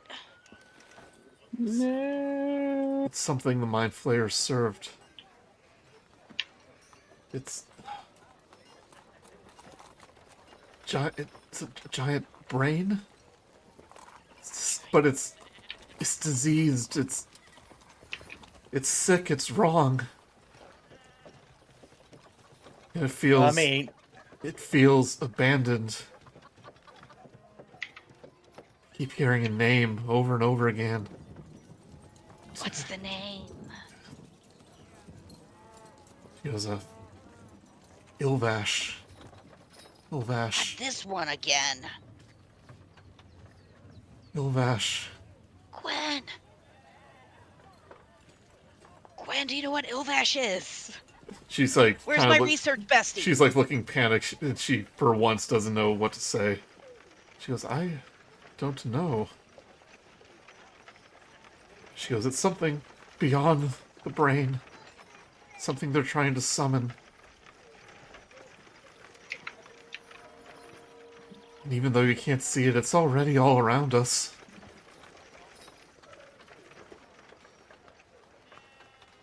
All I see is... Try to grab a glass, I grab a potato. 3 potatoes, always 3. It's okay. It's all right. And like, I'll go to her and like tap her back and Don't try to be soothing. give me a persuasion check.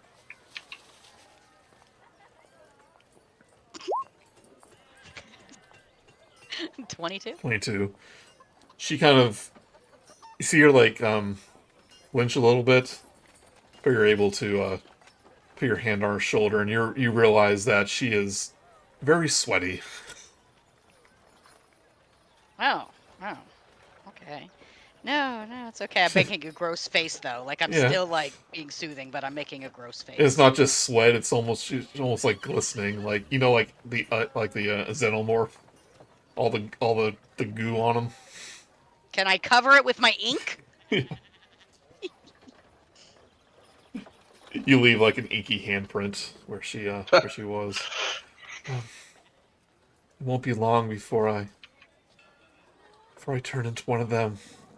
We'll stop it. Wheel of Fortune. It'll be okay. I don't want to hurt anyone. You gotta put me somewhere safe.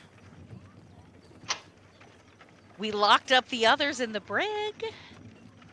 Vriska pipes up and says, she can stay with me. I'll keep a close eye on her. See, look, Wheelie, it's gonna be okay. Vriska's gonna help you. She's gonna watch you while we go figure this out and we can fix you. She goes, okay. She goes, is Raina okay? Last time we saw her, she was doing okay. Last time you saw her, is she not with you? No, she developed a third eye and and then she was sleeping like a lot, and we left her in the care of her minions. Her Sildar hasn't woken up either. Sildar's asleep too? I thought you wanted to know, Rocky. Still, has he developed any You signs? might have forgotten, but like before you left, Sildar We couldn't find it. Sildar was in a coma. I did forget. Now I have that in my notes right here. Yep. Has he developed any signs of infection? I haven't seen him. I would like to go see him But to see if he has developed anything. But that that Drow who runs the farm, Endermath. Yeah. You know, he had that weird cow for a few days. Yeah, Daisy, the coctopus. Remember Yeah. Daisy? Ah, that is what we said. That is what we said. It's Daisy the coctopus. Erro just kind of turns and looks at everybody like, "Oh, what?" Octopus, catch up. Yeah, cow octopus blend, coctopus. Duh, it's self-explanatory. What? That's not what comes to mind when you say that, and I don't. I don't know what. I can't help it where your mind goes. Okay. This was a totally innocent conjunction of the words cow and octopus. Erro does not believe that for 1 second. This happened to one of the livestock. Yeah, Before Dustin, they if met you'd been you. listening to our adventures, you'd know. Yeah, you're all caught up, right? Sure. So that's Daisy. See how she has tentacles? I would call that a cowtopus. Well, it's not. It's a coctopus. Because that's much funnier. Cowtopus. What? Seems coctopus. like the strongest. Or an octocow would actually. Does not quite roll off the tongue. Doesn't. It seems that I think Ilvash was targeting the strongest people in town. Thank goodness you left before they could target you. So the cow is one of the strongest things in town? No, it was just mutated. No, she was talking about the drow that owned the farm, and then we started talking about Daisy the coctopus, who was on the farm. Yeah, the Drow was a former adventurer, a retired adventurer.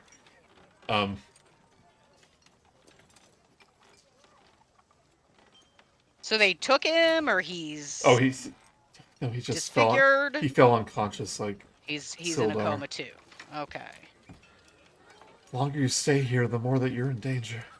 Well, then we probably should get the hell out of here. Well, what do we do about the rest of the people in town so they don't get turned into?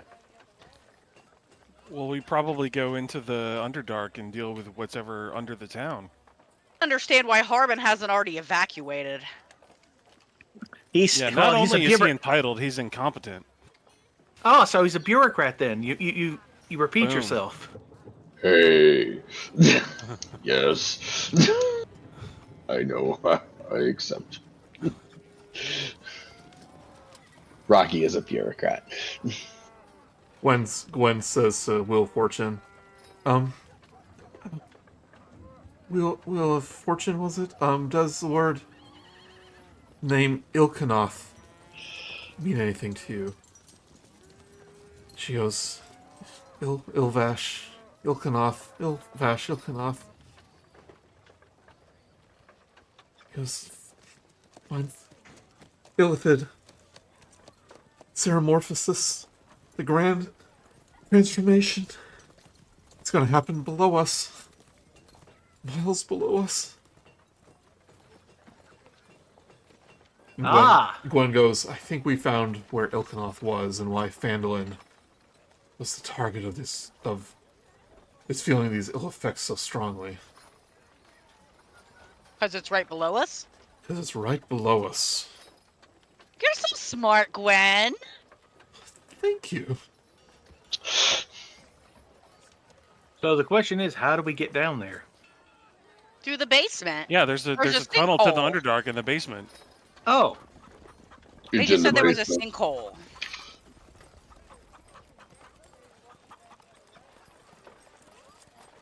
Well then. Hey, Franklin, why don't you lead the way? Hang I want on. to walk.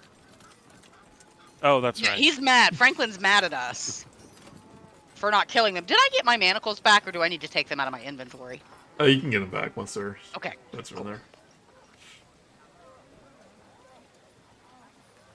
But Well, I suppose we should go find Franklin. yeah, Griska will escort Wheel of Fortune to a safer place.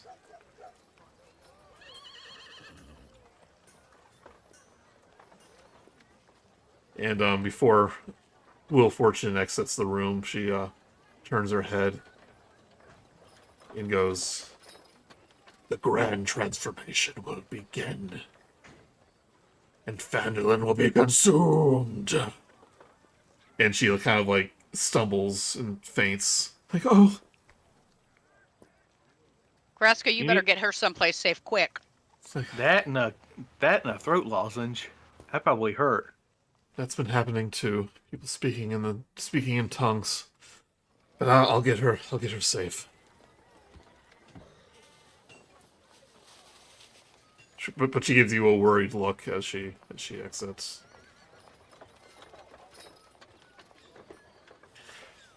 All right. Well, it sounds like we need to gear up and then go through this sinkhole. Yeah, Gwen says, were you able to find the obelisk shards? I don't see them with you. Well, Gwen, it turns out that the obelisk shards are part of what's making everyone disfigure, so we have hidden them. Well, I think it's why do we need to tell her in the first place? What if she's infected?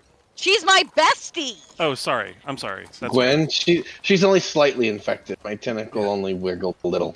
Okay. She's good. Well, and I'm not telling her where we hid them or how we hid them. But you are telling her that we have them. Yes. They all know we have them. Do they? I mean, the They mind do now. flayers That's why do. They she's do asking now. you. Yeah. The mind flayers did before anyway. I guess. I think. Are these the mind flayers? Not yet. Ooh, hey, it's what you're Not saying. Either they're good and they should know, or they're the mind flayers and they already know. Is that what you mean? So Me? it doesn't really matter. No, I'm swim. Well, yeah, I mean, we had the dream where they were like, well, they're taking our obelisk shards, but that doesn't matter, right? We heard that. Yeah. If you didn't find the shards, then these fanatics will complete their ritual even faster. Please tell me you found them. I don't see any reason why not. Well, Yeah. I was trying to, Do but then it. they told me to shut up. No, Fermi. Continue, Fermi just Clover, doesn't please. say anything. How about yeah? Yeah. That's a first. We did find them, Gwen, and we have hidden them somewhere safe. Where did you hide them? I'm not Oh, telling no. you. Oh, Is that for real? I'm thinking it might be. She goes. Was that my shoulder? She goes, where? She goes, oh, Oh. I'm doing it too. Oh dear. Oh no, You Fermi should was go right. lock I made yourself so in much the fun of him. brig. You should go lock yourself in the brig, Gwen. Give us any other information we need for the Underdark, and then go. Yes, as soon as you can rest up, whatever those fanatics are doing. But if you did deprive them of the 3 shards, then I believe that we have some time to spare. If you wish to Oh, rest thank up goodness. after your long journey. I can sense a whisper in the back of my head. I'm able to tune it out. Gwen, I'm really worried about you. Oh, I find it fascinating, personally. I know, but I really think you should go to the brig. We know that you're slightly infected. I'd hate to see anything bad happen to you. She goes, oh, like no worse. accidentally dying. No worse than other people in the town. Besides, I'm able to control it. And was far away from those shards. It seemed like the people most affected were in close proximity. I mean, if you say so, but Bestie, I gotta tell ya, we come back and you're fully transformed, and I won't be able to help ya.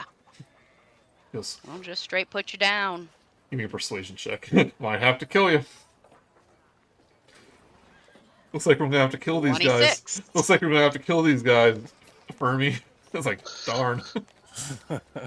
26. She goes, Yep. That is a safe precaution. I can do my studies from my, for me and my sister's, from my sister's home. She goes, perhaps it might be a good idea to have a quarantine. I mean, like I said, I thought it was weird Harbin hadn't already done that. Well, he wants business as usual. Oh, we can't... Politics and all that.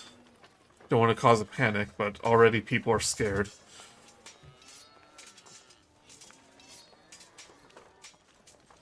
Clover's gonna look at Fermi and wink at him. Like, oh, we gonna get this dude. Fair enough. Fermi knows that look. No matter what time of year. But if you have any treasures, any more gold, I don't know how much treasures you really found along the way. Well, friendship.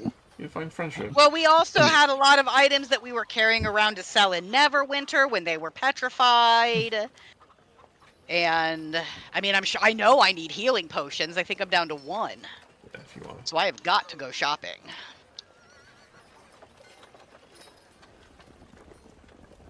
Yep.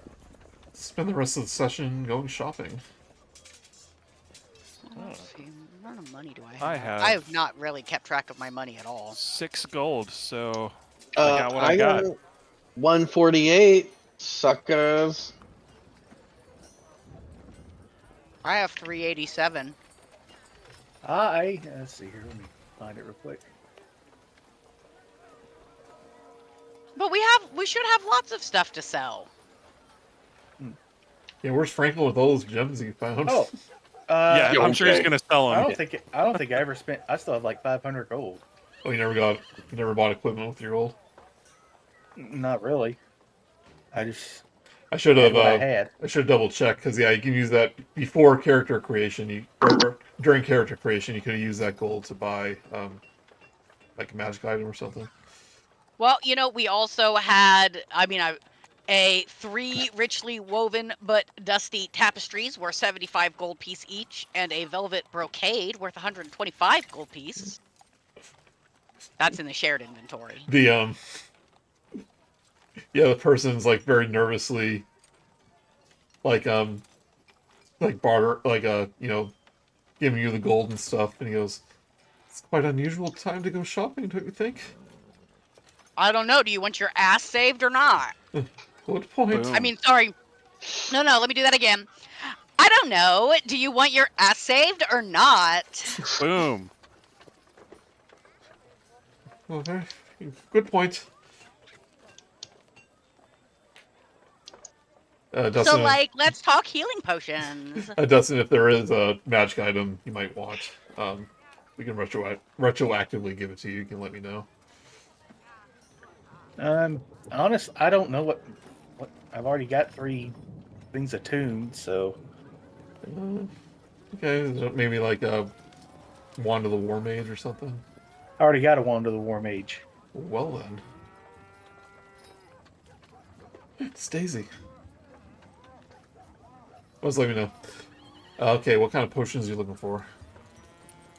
For sure, healing. Well, like, you're kind of higher level now. You want like greater healing? Well, that depends on how much it costs. Yeah. I mean, we're not seeming to find a ton of either that or we're not keeping good track of our gold. But, you know, it doesn't seem like we've picked... Oh, wait! How long have we been gone? Is it time to pick up our monthly stipend from Halia? We should ask Cat. Oh. Oh, I'm sure it's somewhere in the miners' exchange. We should just go take it.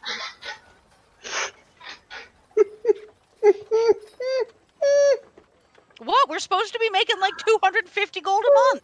It's true. I don't think it's been a month. It's only been a few weeks. Probably been like 2 days. Okay, Yeah. a few weeks. Few almost a weeks. month. A month is only 4.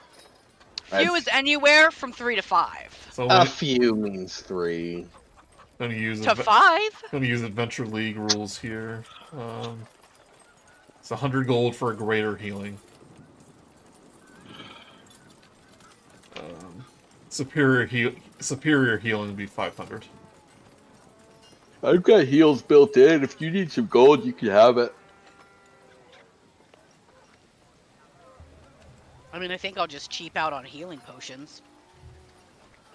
What do you I'll need get to get 1 to the... greater healing and 2 not greater healing. Okay.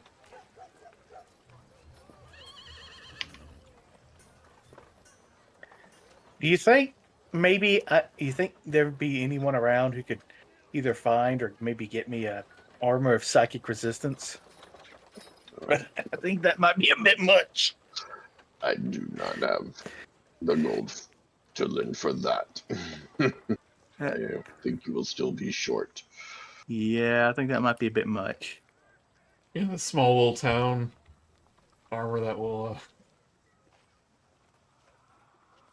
armor psychic resistance.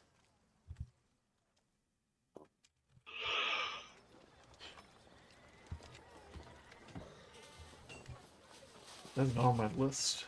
Let's look it up.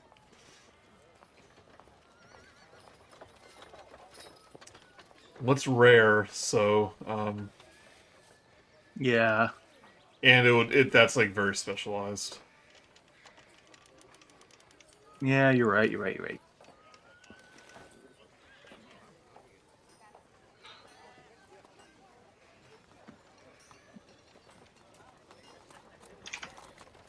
Is that like any? I think that's a new item. Oh, I'm sorry. I thought I have it filtered for the 2014 core rules Oh, it might and be. legacy. It might be just what I clicked on.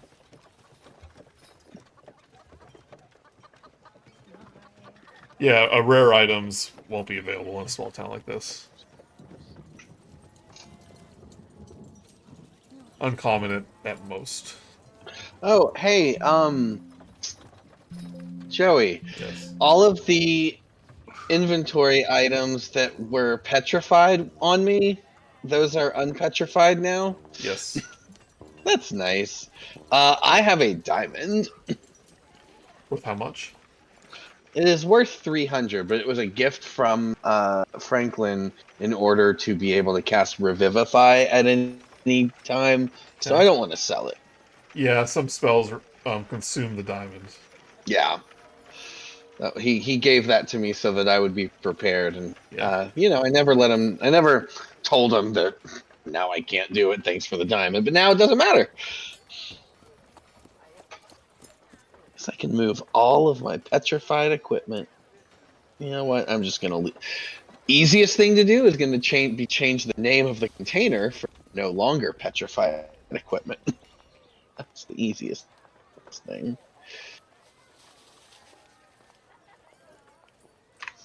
Non-petrified.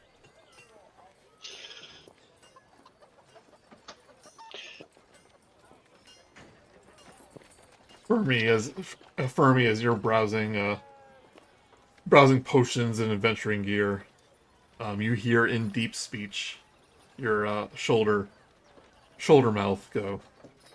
You considered my offer. I could make you more powerful. Fermi thinks to himself, I mean, yeah, I'm considering issuing my spells in deep speech if it is warranted in the situation. But For what we're about to face, it would be recommended. I sense a powerful mind in that little head of yours. It'd be a shame if those Illithid got a hold of it. And with my help, you can damage them in turn.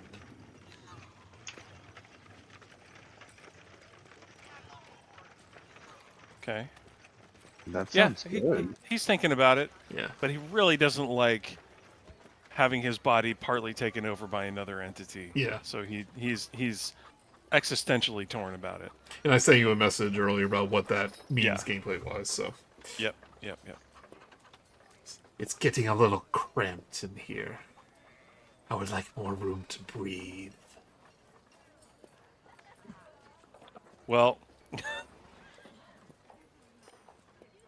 Fermi is not amenable, but he is tempted by the power, so we'll see what happens. Is Erro nearby as this conversation is going on? You want to be.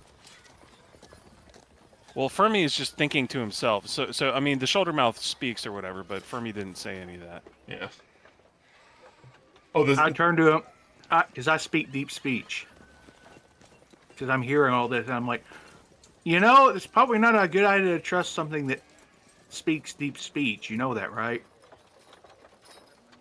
I mean, I'll just add that to the list of reasons why not to trust my shoulder mouth. You actually hear in your mind now, Fermi. He goes, eavesdroppers, how annoying. You may not be able to tell, but he already made a choice to accept some powers, whether he knew it or not. And look how powerful he is.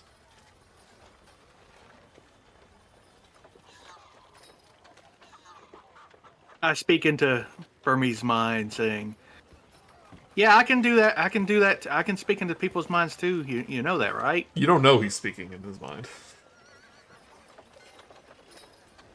He was speaking to Fermi. Is he talking to you in your mind now? Fermi refuses to even acknowledge the existence of the shoulder mouth at all to everyone else. But so he says, "I don't know what you're talking about." No. You see an old lady next to you goes, "Oh, that young man must have a shoulder mouth. How disgusting." I mean, I heard deep speech coming from his shoulder, so I just assumed there was some sort of. You heard the first part of the conversation. Body shaming. Come on. Yeah, you heard the first part, but not the psychic part.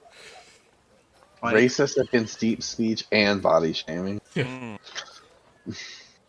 I mean, Fermi, while we're shopping, are you at least looking for something to like play a harmful prank on Harbin?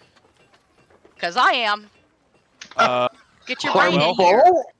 Did you play I don't have any gold really to spend on anything, because I've been spending it along the way on stuff. I didn't ask you to buy anything.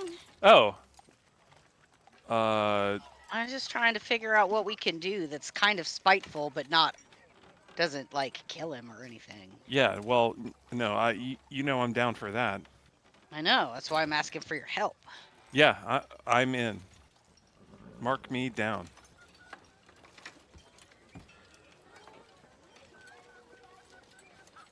I know what we'll do. I have to experiment with my ink first. Okay. So I guess I'll do that when we long rest. Or whenever we rest before going into the sinkhole. Yeah, you guys can take a long rest as you prepare. Just Okay.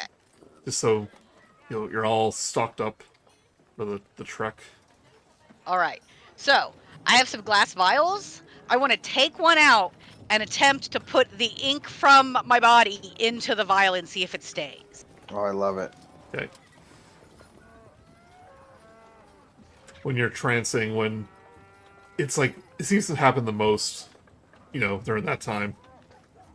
You're able to squeeze them out of your finger, your index finger.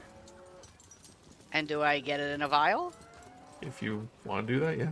That's what. I'm trying to see how much of a vial I can fill up with my ink. It just keeps going. Sweet! I fill up 2 full vials. I'd be careful not to make yourself anemic doing that. It's gonna be great. It's fine. All right, and then I have to wait for Fermi. Is Fermi sleeping? Because I'm trancing, but I only have to trance for 4 hours. He's an elf too, so he can trance. Yeah. Okay, all right. Is everyone else asleep? I'm a dark elf. I don't. Well, listen, think Fermi and I trance. are sneaking out of wherever we're sleeping and going to Harbin's house.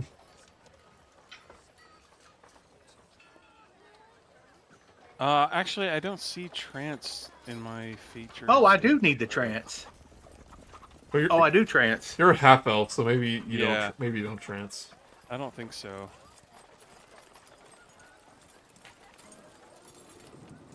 Before we do that, Brice, you wanted to go see Sildar, right? I did. I just wanted to see if he's has any symptoms showing changing, and I'll obviously try to use my tentacle gauge. Yeah. When you see him, he's definitely unconscious. Mhm. And he has some like this tumorous growth growing on his forehead. Oh, does it talk? It doesn't. It's like pulsate. It's like pulsating though. Okay. The person looking after him says like, it's getting worse. How He goes, long has the tumor been there? shortly after you left, and it's appearing in. It's like a nurse. Like, there's probably some other patients there too, and says more and more come each day. And she points to some people who they're like nowhere as bad as like mutated people that you saw that were attacking Okay. people. But there's some people that have like the discolored skin. You see a few people with extra, like one person has like an extra arm coming out of their back. He's trying to like reach back to it, and like just like random like mutations like that are like freaking people out. You know. Yeah, don't blame him. Just stop this. I say to myself. He goes, "You're now the highest ranking Lord's Alliance member here. We're all looking upon you to help fix this." That was the goal, but not like this. That was not how I hoped to achieve the rank. Alright. I got nothing more to do here. You know, maybe I give a pep talk, reassuring speech. You see one person who has a little bowl. He's reaching into it like almost like it's a little bowl of peanuts, and starts like putting it in his mouth, like looking in both directions. And he puts something in his mouth. Hmm?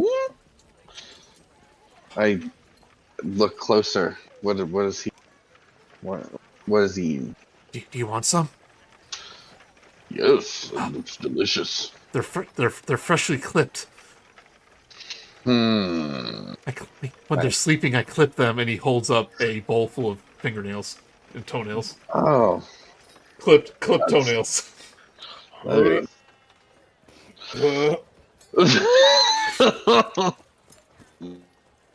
And the nurse takes it away, and he says, "Some of the townspeople have cravings. Delicious. Some of them more nutritious. disgusting than others." And I thought he was going to be eating obelisk shards. You got me. You got me. It was gross. Yeah, I'm done here. Yeah. Okay. Moving on. Is that a Joey special? Nope, it says here, some people have cravings such as raw meat, spoiled food, insects, hair, or fingernails. Oh, that's disgusting. Yep. But as we flash over to Frost playing a trick on Harbin Wester Frost and Fermi. and Fermi and It's Erro only fun if Fermi's with me. and I'm Arrow. here. And Erro is just kind of. if he's interested in coming along, sure. I'm just here. I'm here just to watch the show. Well, yeah, okay. Okay. All right. So this is gonna be so fun. This is gonna be so fun, guys. All right. Here's what we're gonna do. Right. I'm gonna cast Disguise Self on myself, and I'm gonna be like this big, huge. Did you ever read that weird Christmas story about like a grumpy old miser who like never gave anybody anything good, and he was visited by all these ghosts, right? Yep. So yep. I'm gonna disguise myself as like a big ghost, and I'm gonna have a mirror, and we're gonna put my ink down, like streak it down his face, and freak him out. Hey, what you guys doing? You see Droop there next to you. Where did you come from? I wasn't spying on you, if that's what you were thinking. Well, that definitely makes me think you were not spying on us. Not at all. Maybe I can help. Cause look what I can do now. And he puts his hand to his temple, points to a little rock on the ground. It starts to levitate up. Oh, Droop, that's so cool. I told you I was changing. All those bardic inspirations must have really made a difference. Yeah. And probably I slept next to the shard a few times. Probably. Oh yeah, that might have something to do with it too. Yeah. Okay. All right. Here is a little loot play a creepy background music when we're in Harbin's bedroom, because it's night, right? This is the whole point is that he's asleep. Yeah. Okay. Got it. I can do that. All right. So we're gonna sneak in, Yeah. and I'm gonna disguise self and stand at the foot of his bed. Oh wait, no. First we have to put streaks of my ink on his face.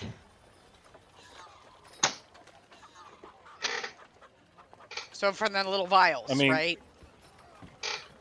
I put it in the little vials so that we can like pour it on his face and make it like streak down. Love it. You should Okay. draw a wiener. That will not have the desired effect. Oh, all right. Okay, all right. And then I'm going to stand there in my disguised self looking like a foot taller guy who's pretty fat with balding hair and nose hair that is as long as a beard.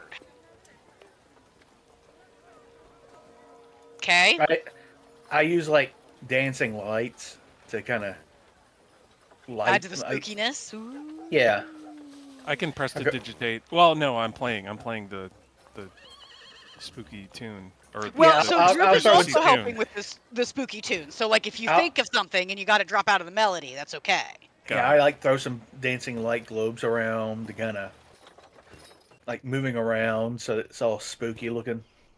All right, and then I'll be like, Fermi, make a really loud noise to wake him up. And I'm standing there with my arms out, like, looking foreboding and menacing. Let's see. I think I will. Oh, I don't want to do shatter because that'll hurt all of us. So I'll just prestidigitate a noise. Actually, I could minor illusion it. Yeah, a scream level noise. So you're gonna sneak into Townmaster's Hall or Harbin's home. Yep. Sneak into his bedroom or wherever he is sleeping. Well, he said the last we heard. Well, I thought the last we heard from him, he was going to be hiding in the mayor's hall. Oh, the mayor's house. Never mind. Yeah. Okay. Well, he has his own house. Yeah. I just wanted to make sure we weren't going to miss him. Yeah, go to the wrong bedroom. Right.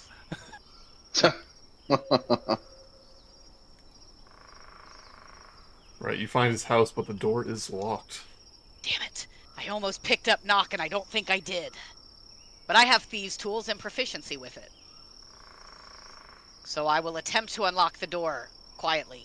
Okay, give me a thieves tool check. Is that sleight of hand? Be sleight of hand plus your proficiency. Sleight of hand plus proficiency. Might like to think of. Yeah, more than enough. Okay. The lock clicks open. Click.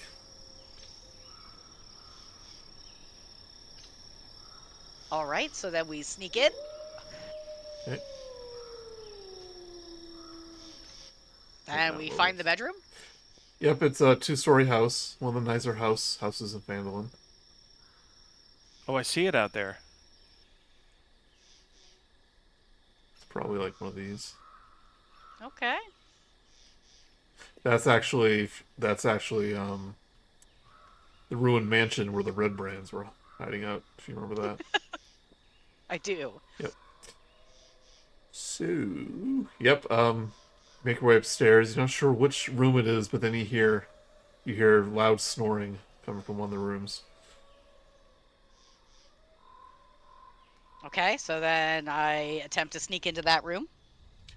I cast Disguise Self on myself first. Okay.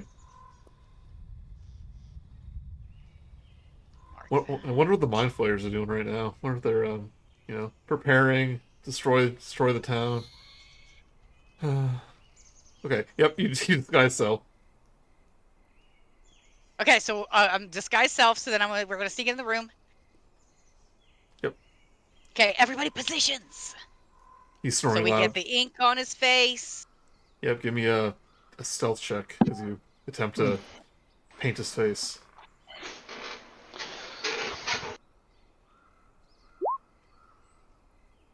10. Oh, I could have given you guys pass. Oh no, without I grace. should have been advantage though. That should have been an advantage because I Okay. always have advantage on stealth. So my apologies. Oh, I need to roll for stealth too, don't I? 17. 17. Well, we're not trying to put the ink on his face. Yeah. Oh no. All right. Yeah, my lights are just there. There's just bright lights in the room. Well, he was gonna cast the dancing lights to make it seem more spooky, but just wait on Once that for a the second. prank has Erro. triggered, yeah. Yeah. Yes, okay. Okay. You're able to sneak up to him without any obnoxious creaking floorboards, but as you get close, you take out your vial. He kind of scratches at his belly, moves aside his like sleepwear, and you notice that there's a big mouth on his fat belly. He puts his thumb in it, and it begins sucking at it. Clover will turn to Fermi and have like super wide eyes, like holy shit. You're like a Fermi, yeah, basically has like disgust face, like, You're like, oh,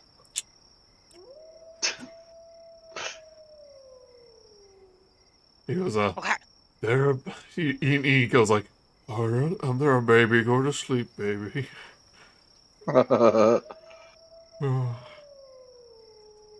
Okay. Now I put the ink on his face. Okay.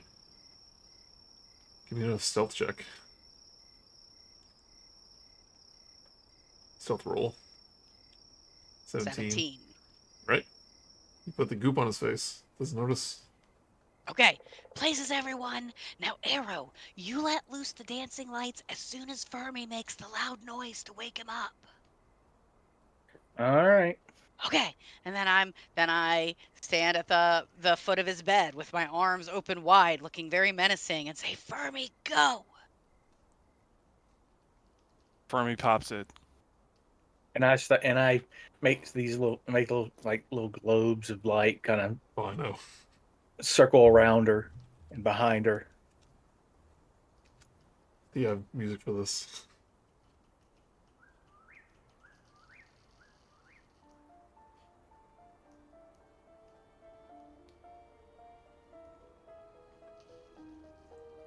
Oh, this is excellent music for this. This is what I use in my Cursed Strahd game. Alright, what happens? Okay, what does he wake up?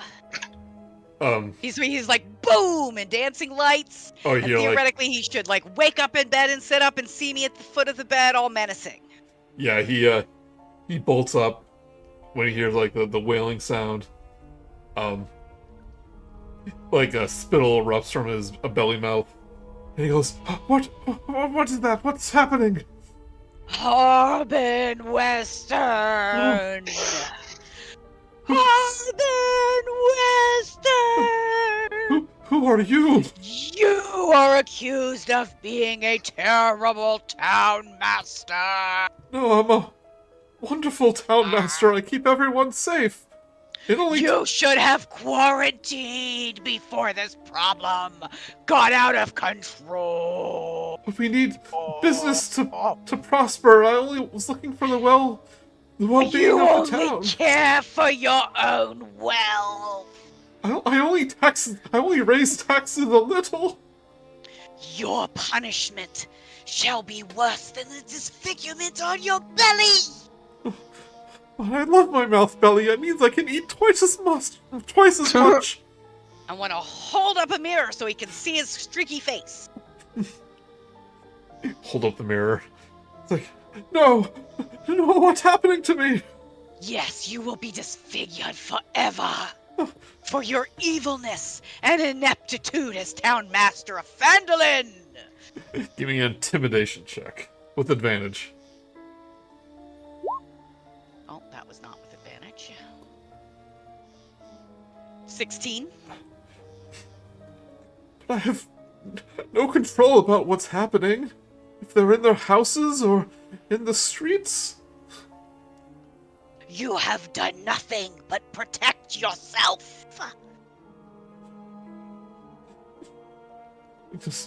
It's their own choice. They can protect, they can stay in their house if they want. I just didn't want to become a monster like everyone else.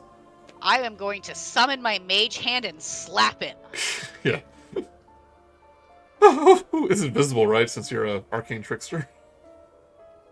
Oh, actually, Nice. yeah. I kept trying to find where I knew it did something with mage hand, but I couldn't find it in my D&D stuff. But Yeah, yes, I think arcane that is trickster it. have invisible mage hand, so they can cheat at cards. Sweet. Yeah. So yeah, I slap him with my invisible mage hand. Stop your whining! I will only hear that you shall be better. What must I do? Learn to respect your townspeople and treat them as equals. Quarantine or evacuate, for there is a great evil underneath Phandalin. He looks panicked, but then he goes, "But they're so poor." Then leave this town forever.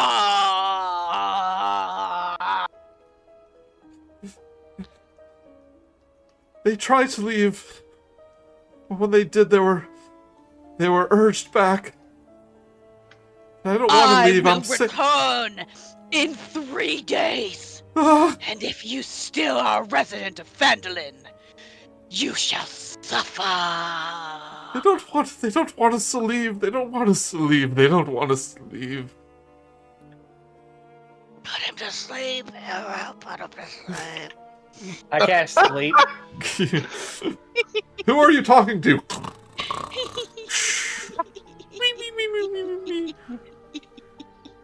Clover is beside herself with giddiness. Much like Swim. Much like Swim is giddy right now. So she's trying really hard not to laugh. She looks at her companions. Did they have a good time? I think this is Fermi- hilarious. Yeah, Fermi looks satisfied. Okay, alright. Okay, guys, let's go. And we sneak out. We leave. Mischief managed. Mischief managed love it. indeed.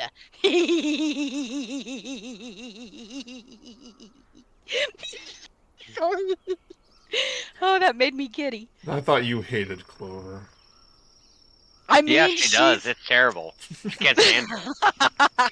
I mean, I did have to listen to like the Stardew Valley soundtrack of Summer repeatedly for an hour before this game to get into the Clover mindset. Because it's all very right, so Yep. super perky and annoying, yeah. But yeah, she's a trickster. Well, Okay, and she's just laughing to herself all the way back to wherever the hell we were staying. Yep. Guys, did you see the look on his face? That was so fantastic.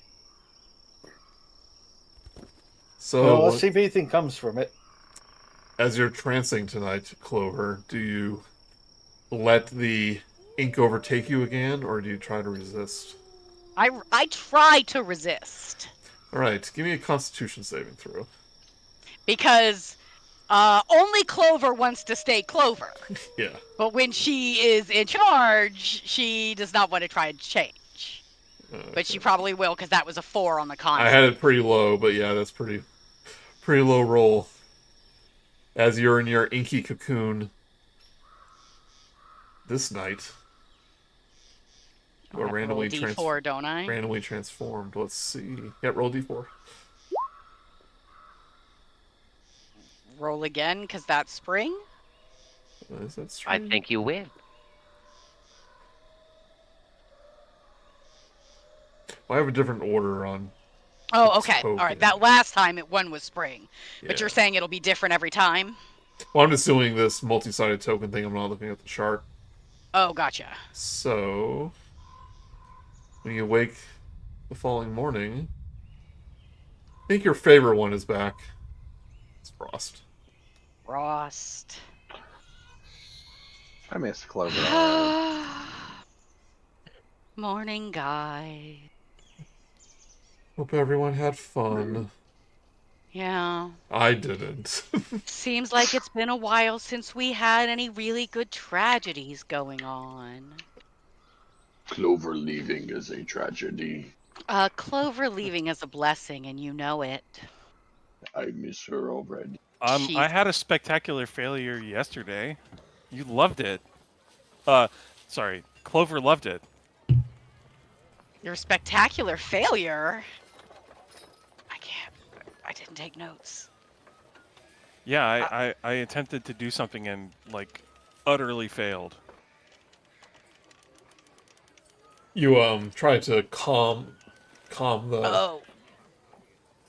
try to make the town folks do something, like motivate them or something. You roll a 1. Yeah. Yeah. Yeah, but I got my bardic inspiration die back for that. Mm-hmm. Remember, I gave it to you. Yes, actually, yes, I do. So it's all gonna be good. I gave you that bardic die so you'd know. I'm good. I'm trying to make you feel better about not having any tragedies lately. Oh, I see. You know, you're such a good friend for me. You're welcome. I know how to You deal with you. And he finger guns her. She doesn't laugh like that. She gives sort of like a half smile smirk. I guess that'll work for now. As you're kind of meeting in the town square, you do see Harbin Wester. He goes, gather round, everyone, gather round. Town meeting, very important things to discuss. And he looks over his shoulder. He goes, he's not here now, is he? No, okay. Gather round. I know everyone is scared about recent events, with all the color leaving everywhere, and the horrible fleshy foliage around all the buildings, and the fact that some of us are transforming into horrible monsters, and other such things, and more kidnappings where the goblins took more of your loved ones. But I want you all to know that he hesitates. There is nothing to fear, because we have the new heroes of Phandalin on the case. Just like they defeated the goblins that ransacked our town, and went off on an adventure to capture the dangerous artifacts. They are now heading below the town itself to a dangerous underdark thingy to save us all. And people are kind of looking confused. You hear a few half-hearted claps. But he's like a forced smile. He goes, so everything's gonna be okay. Isn't that right, Heroes of Phandalin? And new guy? Yeah. Sure, That why is not? correct. That is correct. And we'd like to... but in turn, Harbin has also agreed to step down as mayor and serve as the overseer of permanent peace and prosperity in Phandalin without any of the mayoral powers. Isn't that right, Mayor Harbin? Everyone's looking at you and then looks at the town master. He's like, well, the town needs a leader, you see, and with Fermi interrupts him and says, "You're absolutely right, and you've recognized that leader needs to announce himself and come in anew." He goes, you see here, I was appointed by... Frost uses her invisible mage hand to smack him again. Slap. All will be well when you fix the problem, and we can discuss leadership when you return, because it is a time of crisis, and the town needs their financial stability. Mayor Harbin, will you be attempting to evacuate the town for the good of the citizens? Oh, sorry, I didn't do that in the right thing. That was Clover. Mayor Harbin, are you going to try and evacuate the town for, like, the good of its citizens? At that point, people start murmuring, like, evacuate? It's like, we can leave? It's like, It's like, then one person goes, no, we can't leave. We have to stay here. It's like, yes, we must stay here for the transformation. It's like, transformation? It's like, yes, the transformation. It'll be dangerous to leave. It'll be dangerous to leave. Very dangerous to leave. Safer here. It's like, yes, we'll be safe here. We'll be safe here with Townmaster Harbin. It's like, yes, safe here with Townmaster Harbin. It's like, and the heroes will leave. Yeah, the heroes are leaving.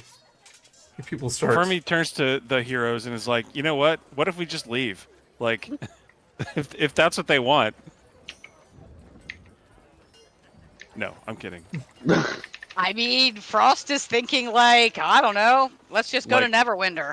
Yeah, what are we doing this Screw for? you guys, if you're so excited about this transformation, heaven forbid I stop it. We, the heroes, are telling you to leave. Gwen looks uncomfortable by you. He goes, sorry, I wasn't quarantined, but here I am. It's like, it seems like the influence is getting stronger. The fanatics need them, the proximity of the town, for their transformation. Alright, so Frost is going to speak to the group. Hey guys, look, we really got to go take care of this. So, did we gear up? We about to head to the Underdark? Sounds like it. Alright, so let's turn around and walk away, but then as I'm walking away, I want to use my invisible mage hand to pants the mayor in front of everybody.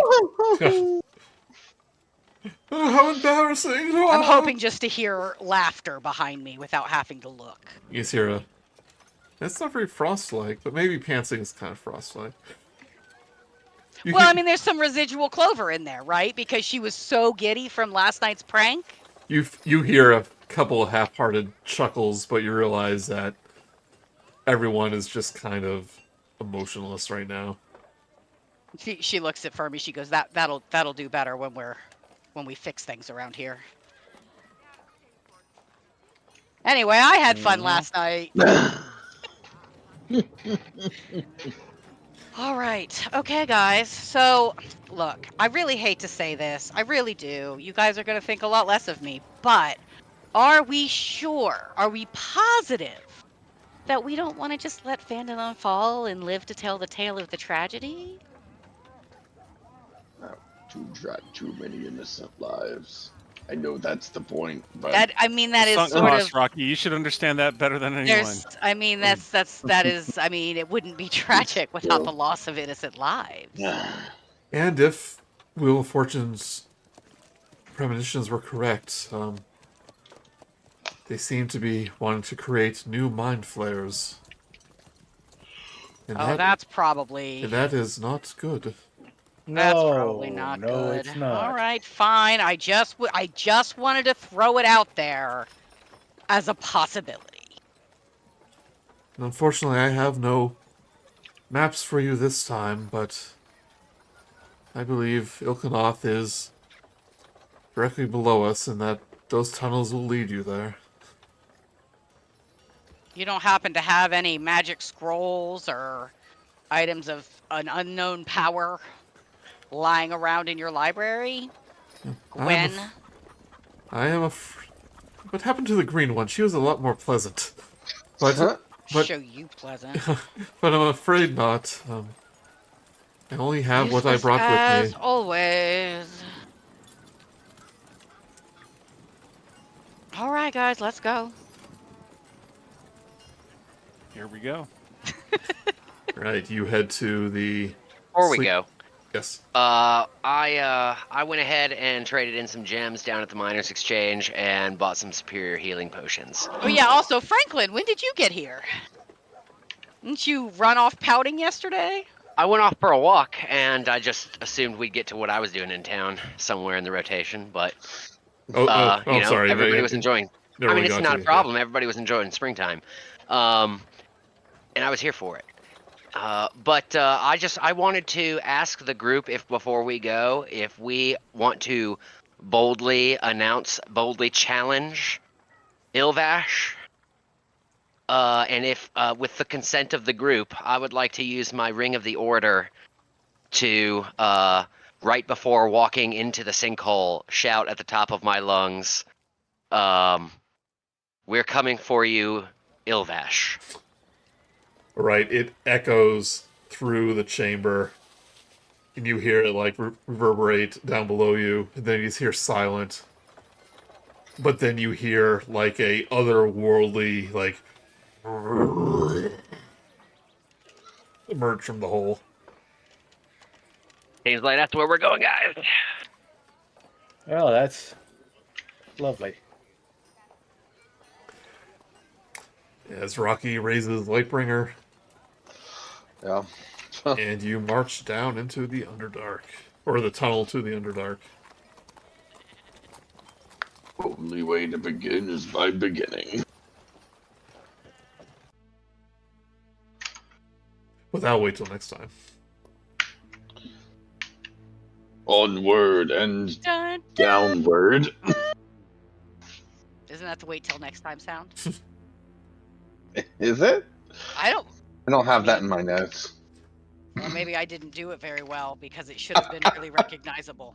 Also, imagine Droop's at the miner exchange, like all the miners trying to get their pay, and he's like panicking. It's like, I don't know what to do. It's much harder than I thought it was gonna be.